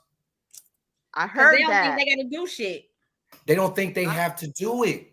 A big girl, no, I'm a big girl, so I gotta make sure I gotta make sure this shit is right. Like, I'm cool. No, you're not cool. But what? Not cool. That's what I'm saying. Like, I've been having a lot of complaints with that too. Like our podcast, like, you know how like some of the men always been complaining about women's like hygiene. What's up with that? Like, it's not the first ones to give off Roman burger be the smallest ones. Oh, Roman burger, straight. They onion. smell like Roman burgers. Soon as they why start though? Sweating. Because you got to think, big niggas is like big girls. You know what I'm saying? In a situation where you got to make sure that, like, boy, you got to make sure everything on you is together. So she done put this powder underneath places that it's gonna get moist throughout the day. You know what I'm saying? She has taken these extra steps to prevent from 9 o'clock, 10 o'clock, somebody be like, oh, what the fuck is that? But this other female, she has not. And when you bigger, you are conscious of that. So like throughout the day, you are doing checks. You like freshening up throughout the day. You're not going from the time you get up in the morning to the time you go to bed and you only freshened up just that in the morning. That's diabolical for anybody. You said diabolical. It's diabolical. As a man, I should not be taking more showers and shit than you. I'm sorry. I understand how the natural body juices and oils go, but bullshit. Like I will whole ass stop dealing with somebody if they not clean enough. Like, period. I'm cool. Right. Like, there's no way I should be more conscious of my fucking body and maintenance than you. Like, how the fuck does that happen? And I see it all the time. And even when it comes down with 5 minutes ago, we were talking about feet. Like, all that shit. Like, I went to Kalahari with my son. They're like, oh, Chris, you got pretty feet. Now, I take care of my body, my period. Yeah. Like everything. So why the fuck am I paying more attention to my body than you is, lady? I don't like it. I don't know, Chris. I don't see your body. Can you take your shirt off? Let me see. Yeah, man. Camera ready, huh? Listen, like, look. Sorry, man. Black man is so attractive. I just want to see a body. Damn. I ain't been to the party. I'm gonna come on to the parties. I don't know. I'm not going to prove you until I see that chest of yours. Yeah, whatever. I'm getting to one of the parties. Yeah. Well, my next party is October 31st, which is a Halloween party. It's a monster Halloween party. We're going to have theme rooms. So, Coco, we coming up with themes. And not that damn golden shower room. I seen you try to sneak that shit in. I am putting a golden shower room in there. That's my kink. Everybody knows what golden shower room.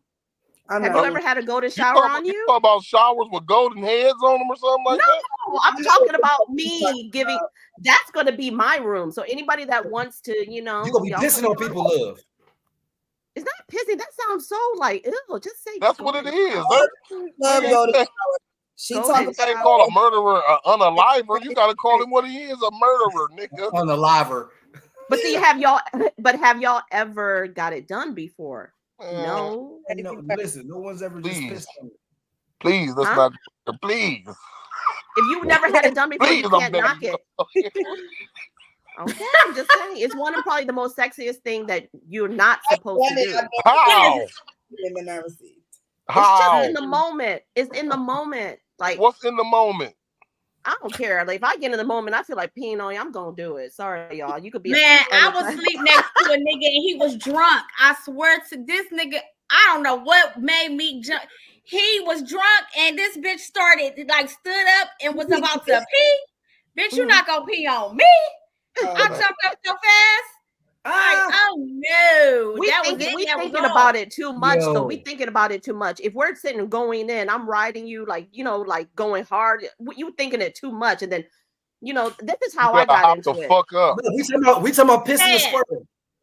It's not squirting, it's peeing. And then the guy was like, just talking pee on about me. I'm like, what? pissing. No, the first time I did it, he was like, just pee on me. I'm like, what? I ain't peeing on you. And he was like, please, you said you'll do anything for me. And me as a woman, and I always listen to my man. Whatever my man tell me to do, I'm gonna do it. Everybody knows that about me. So my man said pee on him, so I peed on him. And I probably fucking came so many times after that because it was just like very it was very sexy. Maybe it was sexy because my man was demanding. I don't know. I like a demanding man in the bed. Okay. I listen. That ain't got nothing to do about no pissing. Pissing is warm. You just make it sound so unattractive. Because it is pissing. Yes. So All right. that's All like, right. okay, listen. Well, then y'all that's can't like come saying into a my nigga got room at the play. Then don't come into my room at the play party. That's like saying a nigga got a puke Man, fetish. listen. Have you ever been thrown up on?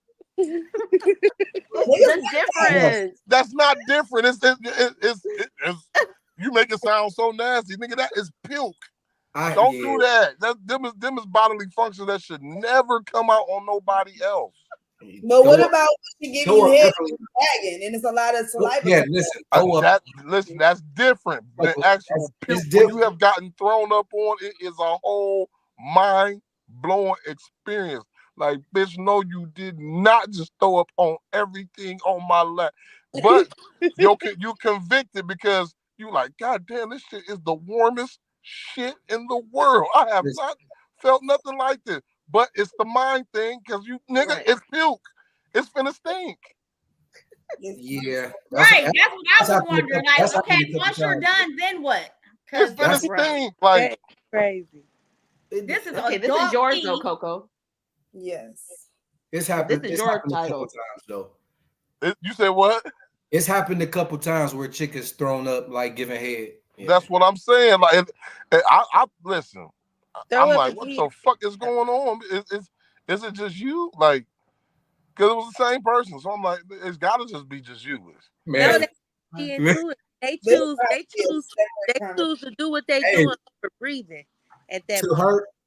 To her credit, she cleaned that shit up nicely though. They be committed. They be more committed she was to like, doing and breathing. No, listen. She said she's more committed than breathing. Okay, Coco. This is your subject, Coco. Explain this one. Fire. So I was just we got a half hour left on the podcast. So explain this. Is it a difference between pretty privilege and pussy privilege? So they say like pretty girls can get what they want, have that what they want or whatever. But to me, I think it kind of can be different because girls like niggas just want to fuck. So even if they're not pretty, a man will give them what they want, do what they want, or show them a good time or whatever. So do you think it's a difference between pretty girl privilege and just pussy privilege in general?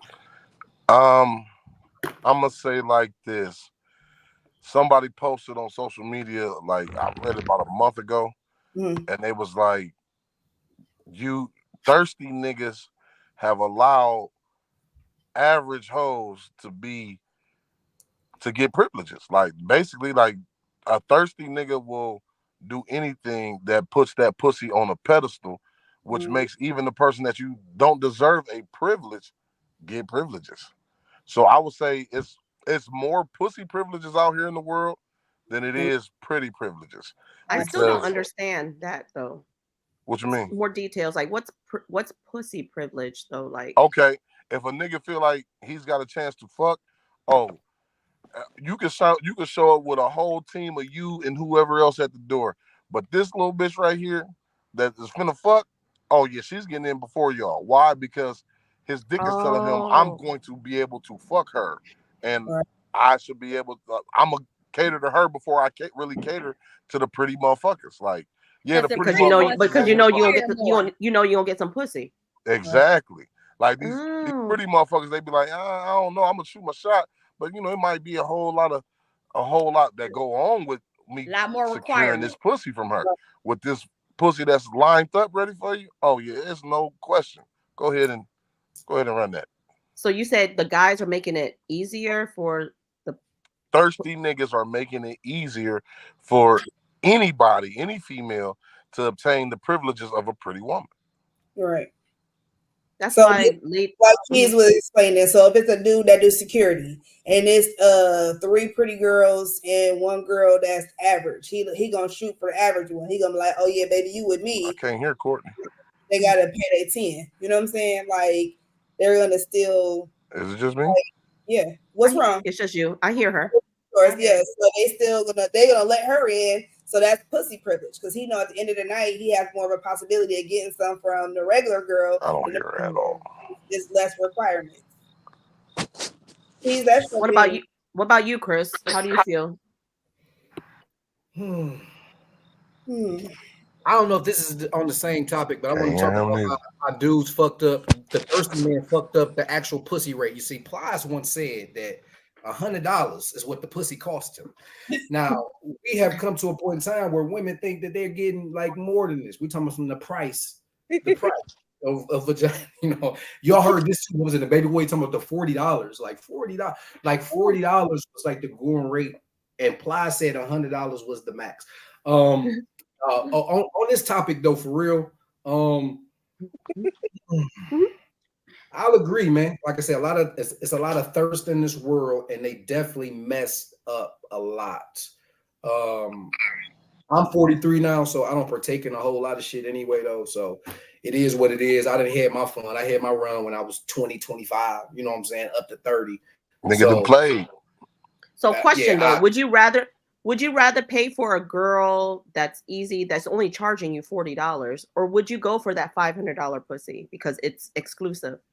You treacherous. What? Hold on, say that again, love. Ask the question You again. treacherous. Would you pay the $40 girl because she's easy? You know you don't get the pussy. All she requires is a $40, I don't know, bottle or something, you know?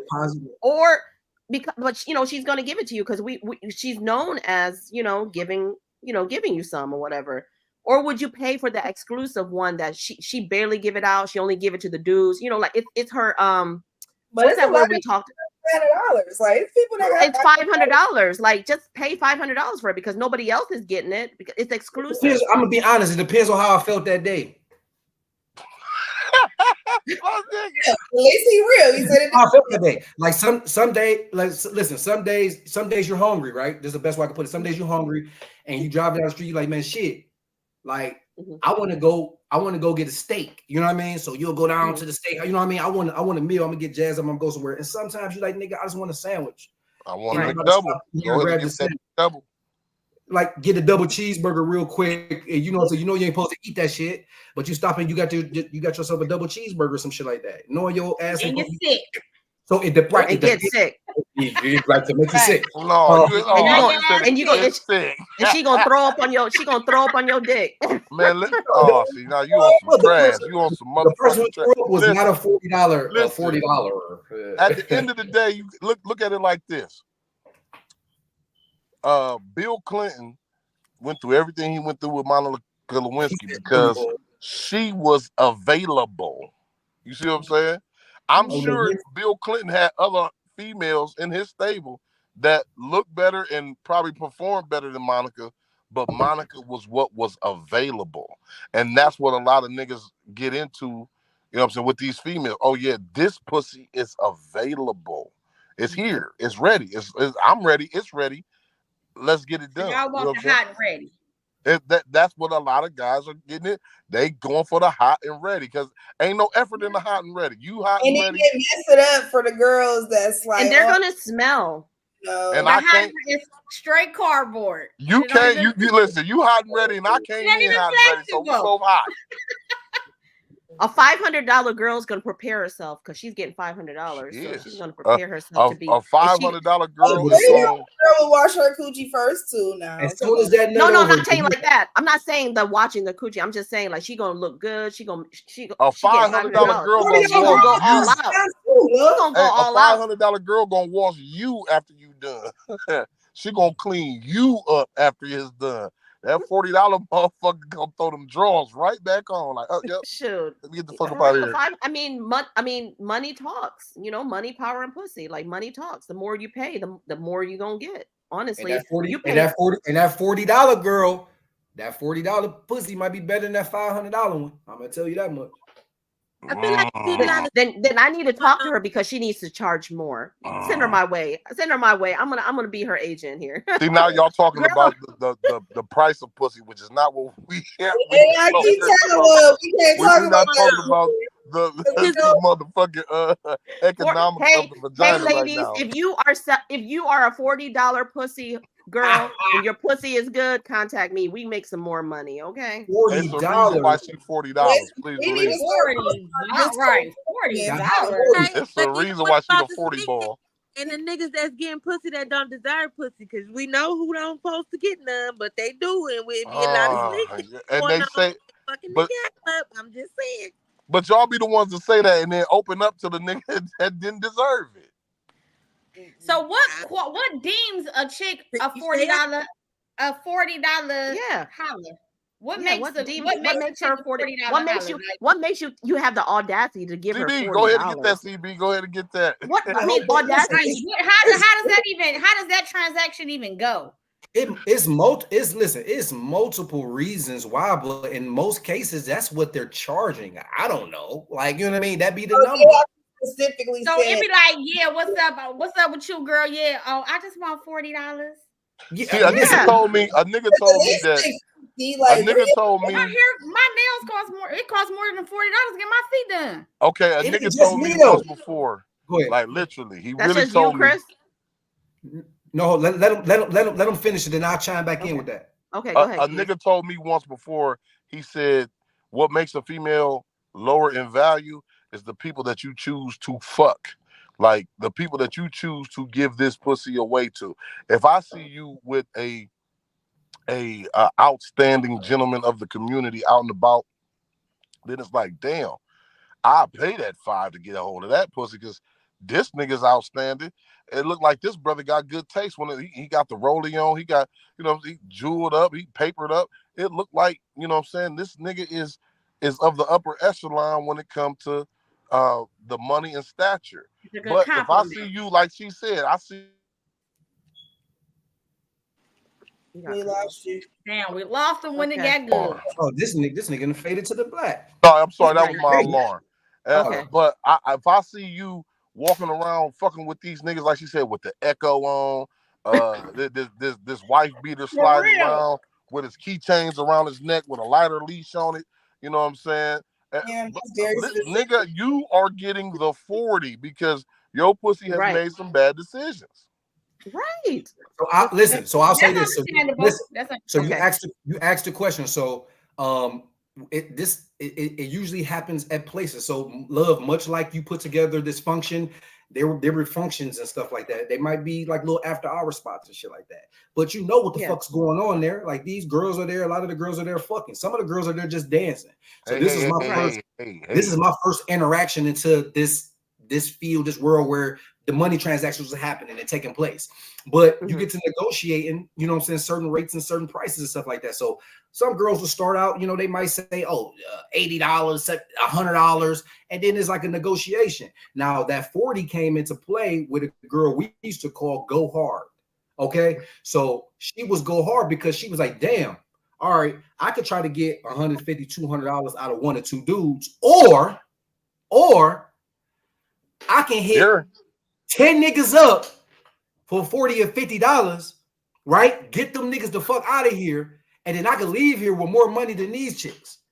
Because if that dude then got pussy for $400, why would he go? He got pussy for $40. Why would he go and spend it on a dance? So we were in situations where I was sitting down watching all these transactions and shit going in the after hour, and I'm talking to a girl who's just dancing. One of them, I didn't even about to mention her by name right now. Right-handed guy, this is a true story. She's sitting next to me and she's like, man, I can't make no money. I was like, man, why would they pay you $10, $20 to dance and they getting their dicks up for $30? Like, it just don't make no sense. This ain't your market. This ain't where you need to be. Right. And I bullshit you not, like 3 or 4 months later, I seen her like gone and she had started making money stripping because she had never been to a strip club. I was like, baby, you need to go to a strip club or something, not to this after hour. Because like I said, niggas getting pussy for $40. Like, so why would you think you go come in here and dance, make $400-$500 when they fucking for a portion of that? They fucked up the market. So when we were talking about the market like a half hour ago and just the price of shit, she drove the market down in that bitch. Pimp C said it a long time ago. He said, you hoes fucking in the club for $40 in the club, you get no love because you are fucking up the price of the pussy. You fucked up the price. You have that. That's like a nigga undercutting a nigga on the block. Oh yeah, I'm only selling 25. Well, I got nicks and dimes. Okay, well let's go ahead and shop. My pocket say I can shop with you 4 times today.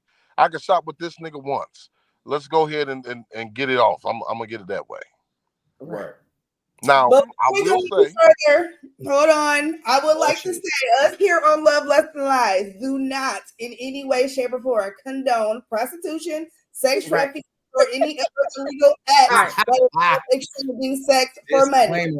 Our own opinions, which we are entitled to. The guests also have the right to have their opinion and to express themselves. These are intended for entertainment purposes only. Thank you. Okay, go ahead. Now, like I was saying, my scenario came about personally, like he told his story. It came about, it was sort of opposite. It was in the strip club, and it be them females that don't make that bag that night. Now, when a female make that bag that night, you can't ask her for shit. You can't negotiate shit with her. She about to tell you 4 or 5 bands. You can be like, nigga, get the fuck up. But that female that was lazy, probably done got high, sitting off in the corner, and it's time to go now, and she got $30 in her bag, and the babysitter needs 50 when she get home. Them be the desperate motherfuckers that be like, shit, I'll do anything to make sure I go home with this bread. Right. I see it. Go hard.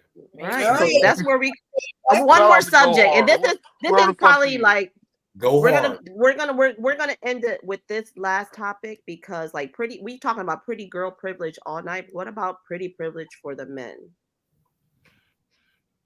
Pretty privilege for men.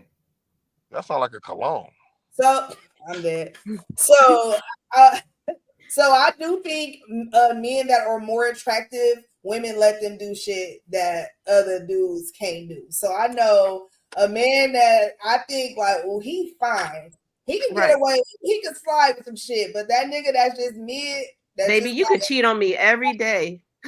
You can cheat on me every day as long as I'm with you, baby. I don't think it's. I don't know. I don't think it's pretty privilege. A lot of women like a man that's more like rough and kind of.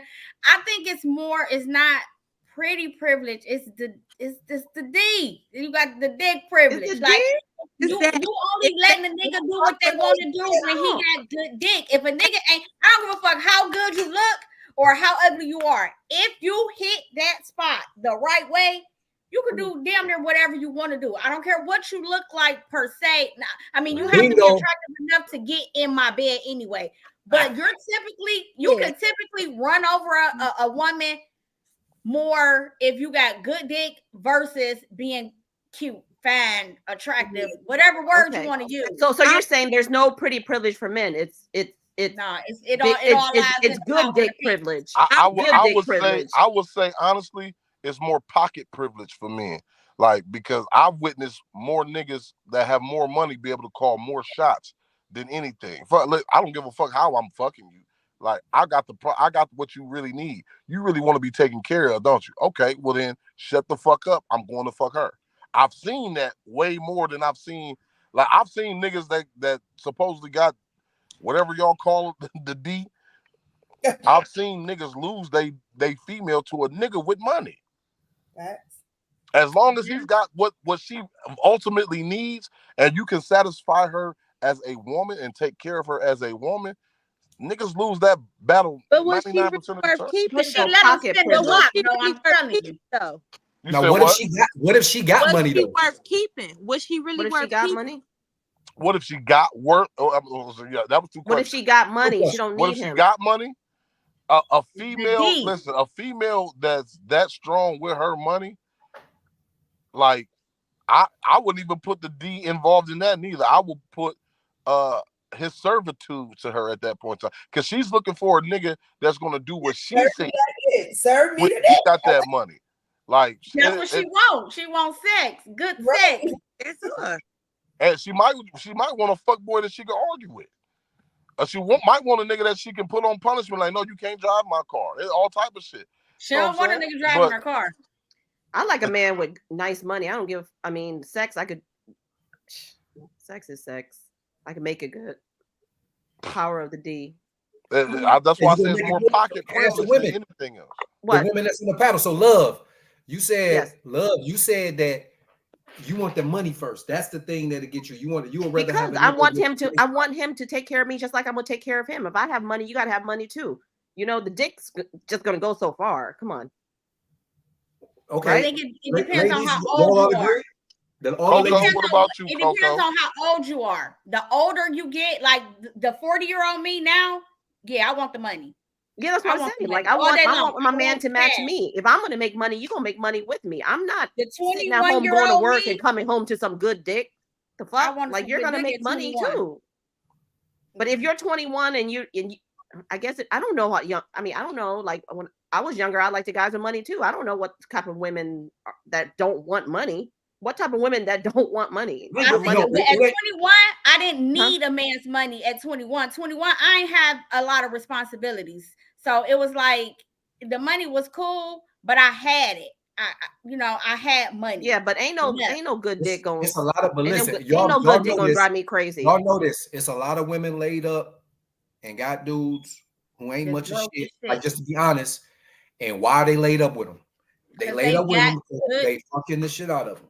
Like, no, I know some girls that exist. They got low. I don't know. It exists. It exists in great portions. I don't know how much or what percentage. But I know the bulk majority of women, like you said, when they get older, they want the money. They low self-esteem. They digmatize. I don't think I've ever been digmatized. I don't think I've ever had that. I guess I got to get somebody that digmatized me. I got to have somebody digmatized. I don't know. Maybe I'm a little too freaky or something because ain't nobody. He was a good time. He was fun. He was broke as hell. He's broke. That's why I said he broke. He had a big ass dick, and he can. Yes, he was. And that's what he used. He used. And I had money, so I didn't need him for his money. I had my own car. I didn't need his car. Did you pay all his bills? No, hell no. He had no bills. He ain't have shit. What bills he got? Exactly. How did he eat? Did you pay for his dinner? Somewhere to lay. They need somewhere. Did you at least cook on meals? Their best performance every day because they need. I did cook. They need what? Yeah, I cooked. You did. Yeah. He was happy. Put it like that. He was happy, and I was happy. In that moment, at home and play PlayStation while you was at work. I didn't know what he was doing. I don't know what he was doing. I was at work. Right. I didn't know what he was doing. Get up in the morning and drive this nigga to Cleveland and then drive back to where I worked at. Worked all day, then go back to Cleveland and get him to bring him home with me. You said you did? I didn't do all of that, but I was there. Damn, that dick was good. That dick must have been good. She said it was. Right. Fuck that. I don't know. Like maybe I just don't get into all like the dickmatized shit, but I haven't had none that would make me like do that. I guess I don't know. But I'm looking for him. I want to see how. I want to research. No, you don't. No, you don't. I need a good dick, motherfucker, so I can research them, see if it's really good. Research. Bottom out your old ass. What you say? I said they're gonna knock the bottom out your old ass. My ass ain't old. Okay, can't nobody get with me. I'll What go the all night, fuck? motherfucker. And the only I nigga could go harder than some of these 24, 5, 6, 7-year-olds. The only thing that's gonna save you while you sitting in Debo's pigeon coop going crazy is that nigga with that paper. Right. I mean, and you've seen, I mean, you knew me, Keith, since I was probably 19, 20 going into clubs. I got into clubs because of, you know, whoever. I don't think you ever see me with a broke dude, you know, never, you know, and it's just, have you? Have I been with a broke dude? But guess what? They weren't really attractive. not in my recollection. I don't recall you ever being with them. But have they been attractive though? I really. He like, I don't know. I ain't gonna never say an attractive. What about, all right, like real quick for the last 10 minutes, we can go examples of pretty girl privilege. Right, examples. Have you experienced pretty girl privilege in a negative way or a positive way, Coco? Both. So my most recent example, I went to a bar and the dude didn't make my drink right. And I literally, like, I was dressed up looking good or whatever. He didn't make my drink right. And I was like, let me see the bottles. I'll do it. And he let me like make my own drink. I feel like if he wasn't attractive or thought I was pretty, he would have never let me touch them bottles. For sure. Okay. I'm trying to think what else. Yeah, I mean, I've experienced it negatively too. Like I said earlier, it's the group of girls that don't like me, and they don't like me because they're intimidated by me because they think they men want me. Girl, first of all, I already had them, but I don't want them. You know what I'm saying? So yeah, I've dealt with it on, or just even like getting in the clubs free, getting sections, bottles, like, you know what I'm saying, like stuff like that. Like that's the norm. Even on my days where I be like, I don't even know. I shouldn't even be outside. Like, I still get treated pretty fairly, I think. Right. What I experienced, and this is probably still get to me. This is probably like maybe 3 months ago. So, of course, me and Carmel is always together, you know, and we're both like, we're like the same, but we're like, you know, we're both goofy. We're both nice. You know what I'm saying? So we go out with this other girl, like, she wasn't really she was unattractive. Huh? Was I there? No, you wasn't there. Yeah, I'm about to say I beat her ass. No, I wasn't there. So me and her, like, we're like hanging with all the guys, and two of the guys came and talked to us, and then we were all like, I guess they didn't pay her no attention. So she automatically got mad at us. She was like, don't be talking to them broke dudes. And I'm sitting here like, that happened to me too. And I'm like, what you talking about? I know this dude for 20 years. I know he's not broke. What makes you think he broke? But it just be like the ugly girls that come to, not the ugly, unattractive girls. I don't even know. I'm not saying unattractive face wise. I'm just saying her attitude wise. Because she's attractive, right? But at that moment, she wasn't. You see what I'm saying? She didn't wear no makeup. Yeah, she wasn't physically attractive. You know, so I guess they went towards me and Carmel. But the girl just went off on her and went off on me. And I'm like, girl, I don't even know you. Like, I'm sorry. Like, what am I supposed to do? Apologize and not talk to these guys? And it's crazy because the guys are really nice. Because guess what? The guys, if they were really like mean, they probably would have turned around and be like, you ugly bitch, we ain't talking to you. You see what I'm saying? So I don't know. That's what I Caramel all the time. And niggas don't be saying nothing to me. But guess what? I'm not gonna say nothing because they be like, get her one too. She ain't talking, but she drinking. So I take advantage of it. Like, I know I'm not unattractive, but I don't want to talk. But as long as Love and Kim are looking pretty, okay, send us a bottle. Thank you. You want to send us a shot? Thank you. I give him a hug. Thanks for a good night. Bye. Let me Like, just say, like, I hate when you say that though, Coco. I hate when you say that. what? I hate when you say stuff like that because we're all together, like we're all attractive. Listen, a couple weeks ago we was out. It's two dudes over here talking to her, two dudes over here talking to her. I'm just sitting there on live, like in my own little world. And then the dude was like, "Oh, I'm gonna hook you with my friend." I was like, "Oh no, I'm not no fucking charity case. Don't hook me up with nobody. If somebody want to come talk to me, they will. But just maybe because it was your face, maybe because you was looking mean. I don't even look at No, you wasn't looking mean. You was just quiet.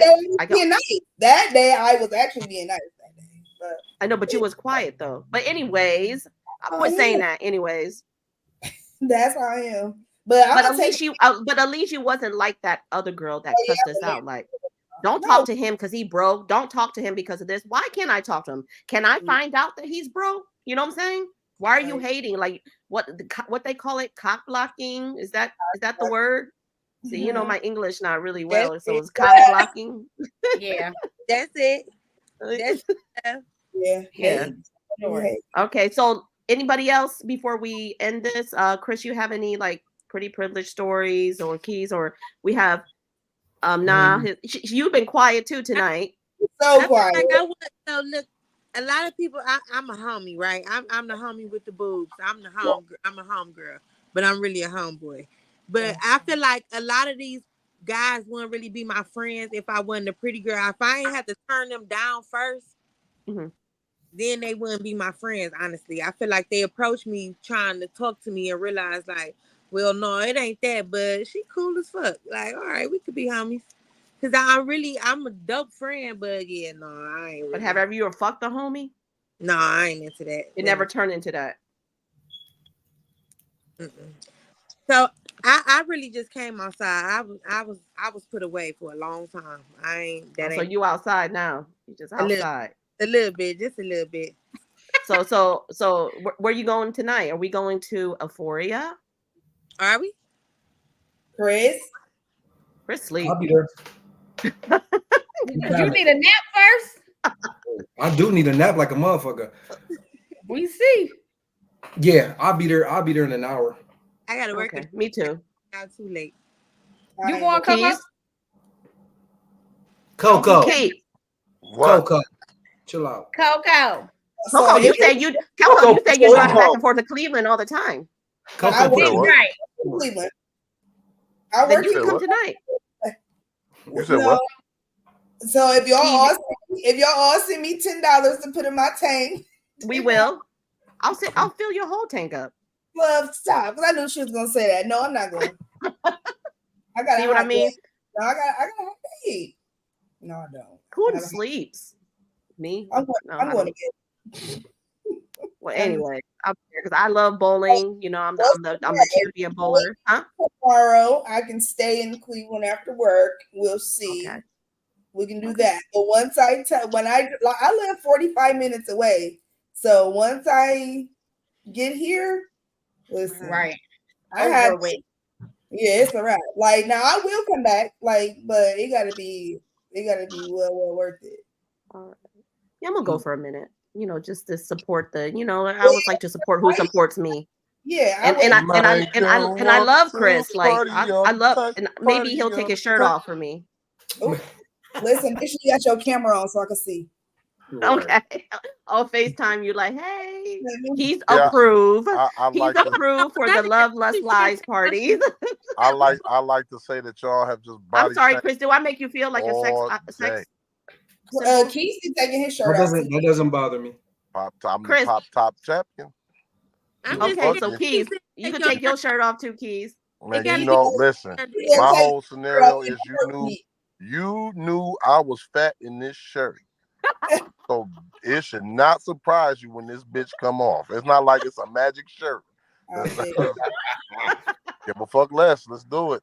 I don't swim with no t-shirts on or nothing. I got over being scared of shit and all that shit a long time ago. Hey, ladies, real quick. Hey, I'm sorry, real quick. This Matthew asked a question to y'all ladies that none of y'all ever been in love. That's what he said. Yeah, I was in love with the nigga that was knocking her bottom out, Matthew. I was in love before, but he wasn't broke. He was not broke, but I absolutely. She said, absolutely. My kid's father, 19 years. Ooh. Now he is grown, and I'm living my life like it's golden. Ain't that what Jill Scott said? Oh my God. So y'all men, have y'all been in love with a broke woman? Yeah, all the time. You see how we say that? No, This what men, because a man feels like he can, as long as he's an adequate provider, he can make sure that there's nothing else that she needs, and she can be molded into what the fuck she wants to be. Exactly. Okay. Like we don't have to mold her to what we want. Be what you want to be, and I'm gonna go out here and get the finances for that. Like I got a question though, because why y'all don't know what to do with one that could go gift for gift, trip? Right, y'all all like broke women. Why y'all don't know how to handle that? Because that's why. Wait. What do you mean we don't know what to do? What do you mean? Who don't know they what don't know to how do? to. Then it be like, my bad, sir. It be like, it ain't even. I ain't sir. I'm just saying. I talked to a guy. I talked to a guy before. I think he was on the podcast. He said that he would rather take care of a broke woman because she needs him instead of one that don't need him, because the love is different. When a girl needs you, she loves you more than a girl that don't need you. But what about I want you here? Why I can't just want you here because I want you? Because men want to feel needed. Mm-hmm. That's you. Men want to feel needed. It's like you want to feel protected. They want to feel needed. So women who come with a bag already has the mentality that, nigga, I don't need you. You here because I want you to be. And men don't want to be there because you want them to be. I paid a nice amount for these nails, and I don't really want to mess these up. So I need you to take out this trash. I need you to cut this grass. Those are the things I do need you for. No. You want me to take out the trash. You want me to cut this grass, but you don't need to, because you can quite possibly do it yourself. Now that's I do. That female that's staying over at Auntie's house on that recliner, she needs you. I've never done that. Well, I need a sexy man to mow the lawn with no shirt on. It's more like they show it. Okay. Women with money don't. Okay, Chris, go ahead, Chris. They need. Listen, both the men answered that question quickly because, like I said again, that ain't what most men like looking for. You know what I mean? Like we want to vibe, we want to just connect with the right person. The older I get, though, I want somebody who really, and I hate when they say this because they got it all on social media, like bring something to the table. I hate that. Yeah. Yeah. But I hate that phrase. I hate when it's used, but I definitely don't want somebody who's a fucking bill at this point in time. Right. You know what I mean? I don't want it. That bill, it comes with a certain mentality though. Like, you know what I mean? A poor mentality that I'm trying to, like, I don't know how many more summers I got.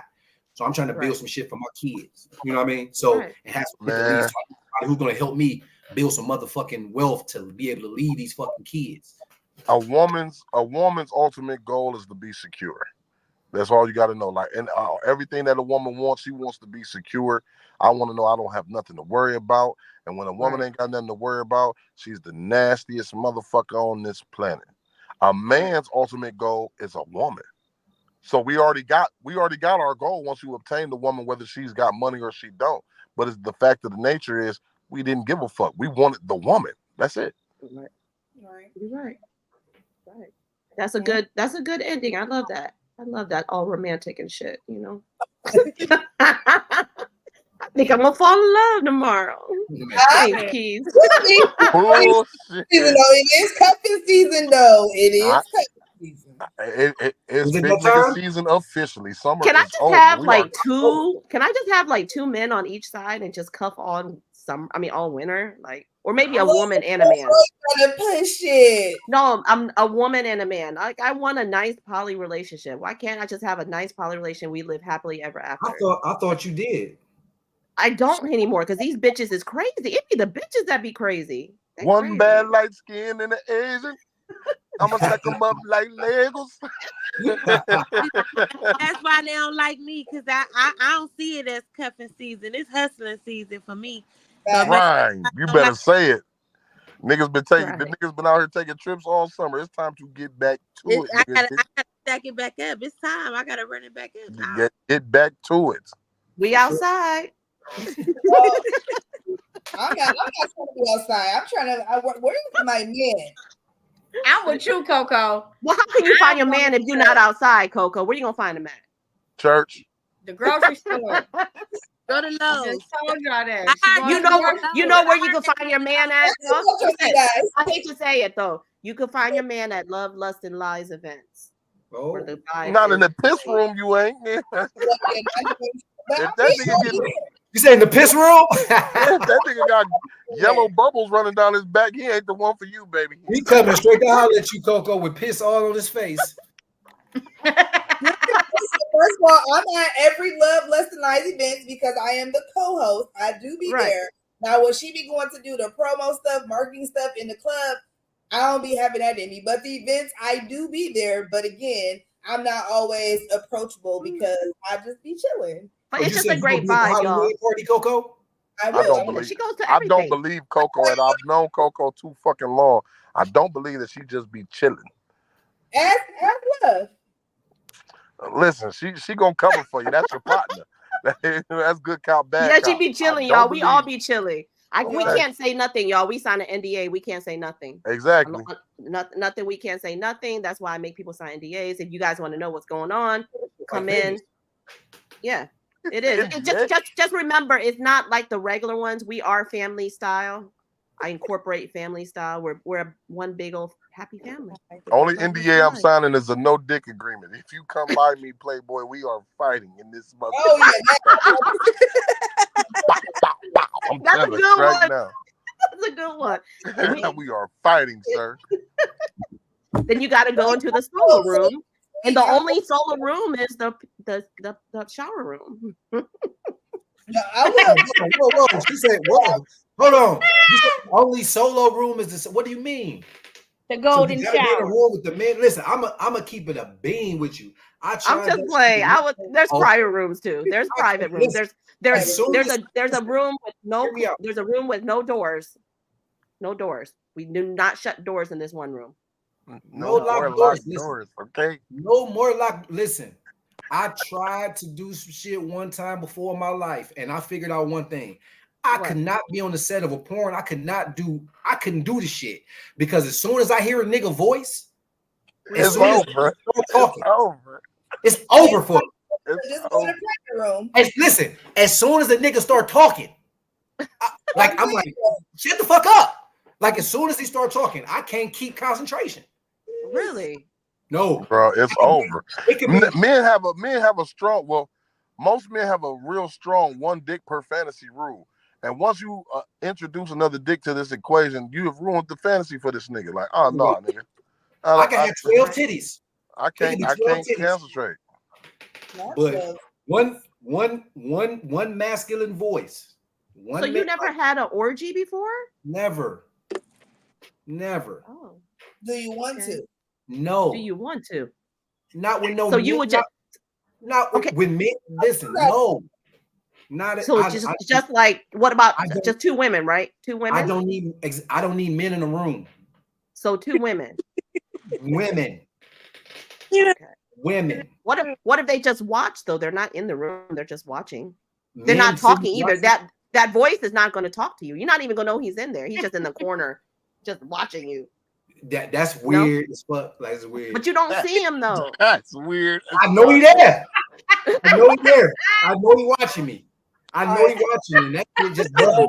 Hey, it's bugging me right now. It's bugging me right now. I'm fucked up right now. You fucked up. Listen, I'm gonna be real. You? Right now. I'm gonna be real and tell you like this. I definitely understand what you're talking about, CB, because I can't even deal with a female that moan too aggressively. Like, if you got an African moan about yourself, like, no, bitch, wait a second. My attention is down. I'm nervous. I can't. And that's why a motherfucker like, oh, you a motherfucker. You a color stricken motherfucker. No, I'm not a color stricken motherfucker.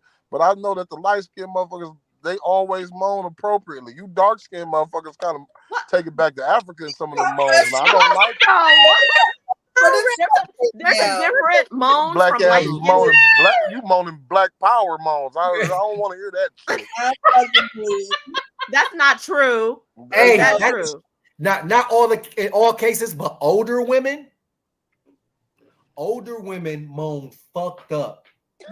Really? When I was 26 years, listen, quick story. When I was 26 years old, I had sex with this 52-year-old. Now she was attractive though.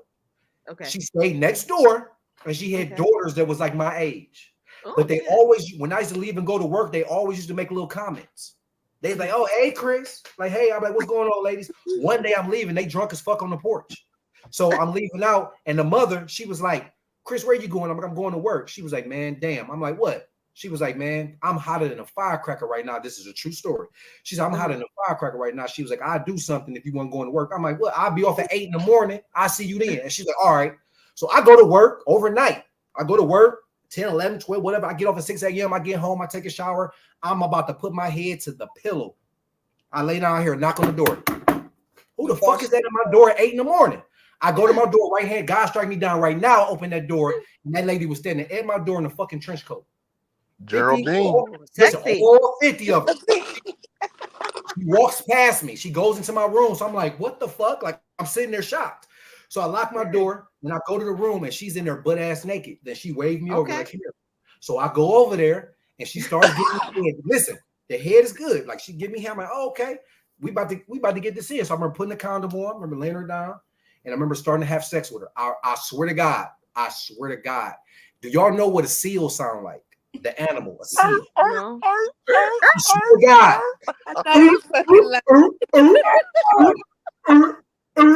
She was like, I didn't know it's gonna be like this. I'm like, listen, fuck my whole shit up. Like, it fucked my whole mental up. I'm laughing. I got my face in the pillow, laughing.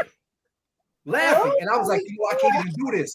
So she got up, she got dressed, and she left, and I'm laughing. I go to sleep. I see that lady maybe like 4 or 5 hours later, and she was so embarrassed. Like, Chris, you got to give me another chance. And I'm like, I just don't know physically if I could do it because now that's in my head. Brother, I applaud you right now because at age 30, I found out if you 46 and above, you say some wild shit in the bed. You said that's when motherfuckers start calling you by nicknames and sugar lumps and everything, and you got to be real cautious about them because their bodies is not the same. It might need some realignment. That knee might not go the certain way it's supposed to go, and you can really injure a older female in the sack. So I applaud you for laughing. I'm an immature motherfucker anyway, so I can't have on no comedy shit. I can't listen. You can't make the wrong noise. I'm gonna say something outrageous when a nigga finish, like, oh shit, you was one nasty motherfucker. Like, you know what I'm saying? Like, why'd you say that? I'm just saying. I'm 40. I'm 46 and older. Only thing I do is speak my language. That's it. Oh shit, that's a turn on. That's like that, though. Flame on, Johnny. Flame on. You start speaking in your native tongue. That flame on. Yeah, but I thought moans was moan. I didn't know we moan like seals. I want to hear that. She was probably dark skinned. You know, don't do that. Was she dark skinned? Nasty work. That is no, she wasn't. She wasn't. She wasn't a chocolate female. No. Now you heard him say that she wasn't dark skinned and she moaned like a seal. If it had been an older dark skinned lady, she would have growled. It growl might not be that bad. Like waiting to exhale growl, like, oh no. So what's your favorite sound though? What's your favorite sound? Do you like when a man growl? I like when a man growls. I made a man bark like a dog one time. See, that's a command shit. I ain't gonna bark like no duck. This ain't coming to America, baby. Moaning. I don't want him to be moaning. Make some noise. Let me know that I'm here. You enjoying yourself. But if you like moaning like a bitch, get the fuck away from me. Like I don't like. Yeah, dude shouldn't be moaning though. Dude shouldn't be moaning, especially like when you like real close to my ear. Like let me know you enjoying yourself. But if you like really like moaning, I'm out. My shit drying up. I only come when they tell me, like I only come when they're aggressive with me, like bitch, get your ass over here, bitch. Bitch. I love being called a bitch when I'm better not come, bitch. That's exactly. Listen, I'm telling you right now, there was no dad at home, so since there was no dad at home, a nigga learned everything that he knew from Wesley Pipes. And Wesley Pipes was the most disrespectful nigga in the porn industry. Right, I love Wesley Pipes. Spit on that shit, you nasty bitch. So I'm talking. It's a whole but the talking helped me get there too. Wesley Pipes made the first reference to giving somebody a dick dog. Like, so, man, I love Wesley Pipes. Y'all don't know what a dick dog is? I do. No. You What do is know it? what a dick I dog don't- is? Okay. I don't. What is it? You don't know what a dick dog is, man. So, No. man, What is Wesley- it? What's a dick Put dog? that dick between them buns. Yeah, Right between From them the back? buns, it's two buns. You slap that meat right between them two buns, like yeah. I'm trying to tell you, the nigga was the most disrespect. It fucked my world up. Like he has fucked me over royally. But I am thankful for my nigga Wesley, because that when that nigga said, "Yeah, spread them ass cheeks," he meant it. Spread them ass cheeks. He meant that. Okay, we done got Keys started, y'all. Keys started. Keys started. I'm just saying, like, hey, no, that nigga Wesley Pipes is a legend for real. he's a legend. For sure. Well, I'm about to go look him up on was he on Pornhub? Yeah, Anything. Okay, I'm about to look him up because I want to see that. He one of That's the my turn original on. Godfathers. He's what? He one of the original Godfathers of that shit. Okay. I just know what's his name?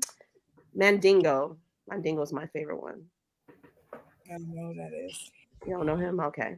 Well, anyways, so let's end this this is a great conversation. Thank you guys for supporting Love, Lust, and Lies and supporting, just this talk in general. Most people aren't able to talk about sex.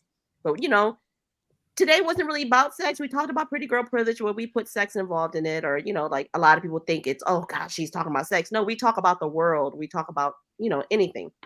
But thank you guys for coming. I think next week we're going to talk about cultures, like different American women versus foreign women. So if you guys want to get into that, see you next week. Yeah. All right, everybody. Thank you. Thank you so much. I see you in about half hour, Chris. All right. Keep your shirt on. All right, Bye, ladies. Keith. Thank you for coming every Monday. I meant to tell you that. Thank you for coming. I'm like, you're like a permanent fixture. I already told her. I said, no, but I tell her, I'm like, you gonna be on this week? She's like, yeah. And I'm like, you know what? I'm not even gonna ask you no more. I'm just gonna put you on until you say I can't be on. Right? So there y'all have it. Y'all heard it from her, y'all. Right. Thank you so much. Picture for the flyer too. Just let us know. We can change the picture too. Yeah, we can always change the picture. All right. I'll Got see you it. later, honey. Love you. All right, see ya. Okay, Coco. Hey. You did a pretty good job today. Like, everybody's following us. We got, people that are talking good about this stuff. We want to go by it the positive way instead of negative. We want to be able to talk about sex without it being or disgusting or you know what I'm saying? Like, I like to talk about certain kinks that people are not getting into. Like, you don't have to get into what I get into, but just let you know that for sure. Right. The world is so like, go by what you love. Like, if that's what you love to do, do it. Don't be worried about what your friends have to say. Oh, girl, why you do that? Because I like it. That's what I like. And you're not going to judge me because I don't judge you for not giving none. I don't judge you for not riding that dick, and I don't judge you for not sucking that dick. Maybe he wouldn't cheat on you if you did all three, right? Just like, y'all, I be on my bullshit sometimes, but I'm just saying, honestly, like, sex is taboo, and I want to make it comfortable for everybody. I don't want people going around and say, oh, she's a whore, she's this. I mean, we all fucking. Who would you choose, and how many times you choose, and how many times you choose, or how many you choose to fuck with doesn't make you a whore. It does not. Choose what you like. If you don't like to have sex, but your man do, bring in another woman to help you. We're off, like, keep your man. That's one thing I could honestly say is learn how to keep your man. If you don't keep your man, maybe I'll go take him and keep him. Like, it'd be women like me that could make a man happy. Make your man happy, because there's not just me. Like, there's more women that are more crucial than me. You know what I'm saying? That you found that you got a good man and you don't fuck him. All right. Send him up. I'll take over here, and he got 12 inches and his pockets is big, and you don't fuck him. How is you keeping him? That's how I want to know.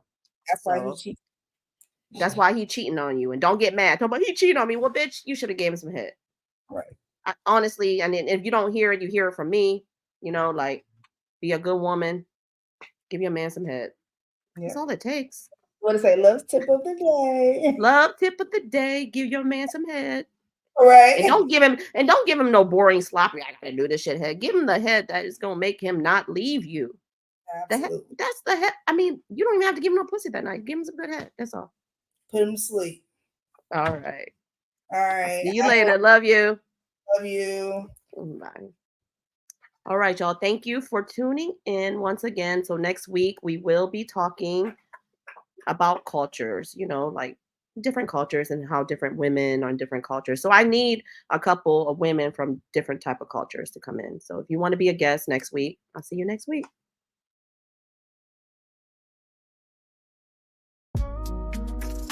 Yeah, baby, it's a game we play. Love, lost in lies.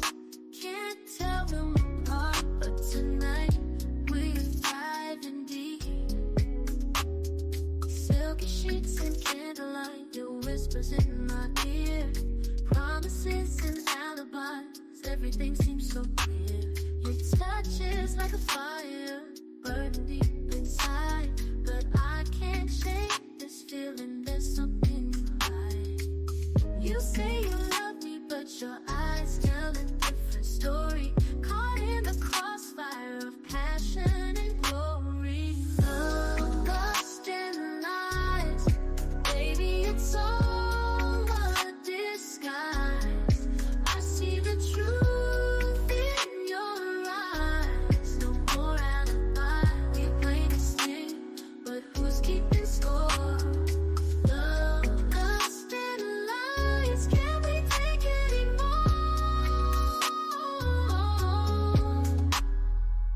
Late nights and sweet lies, our secrets intertwined. The way you move, it's criminal.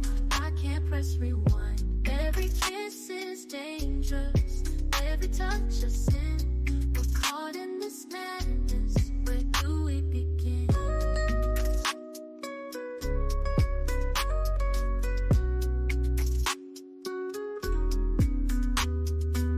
You say you love me, but your eyes tell a different story. Caught in the crossfire of passion and glory. Love, lust, and lies. Baby, it's all a disguise. I see the truth in your eyes. No more alibi. We play this game, but who's keeping score? Love, lust, and lies. Can we take any more? Late nights, sweet lies, our secrets intertwine. The way you move, it's criminal, but I can't press rewind. Every kiss is dangerous, every touch a sin. We're caught in this madness. Where do we begin?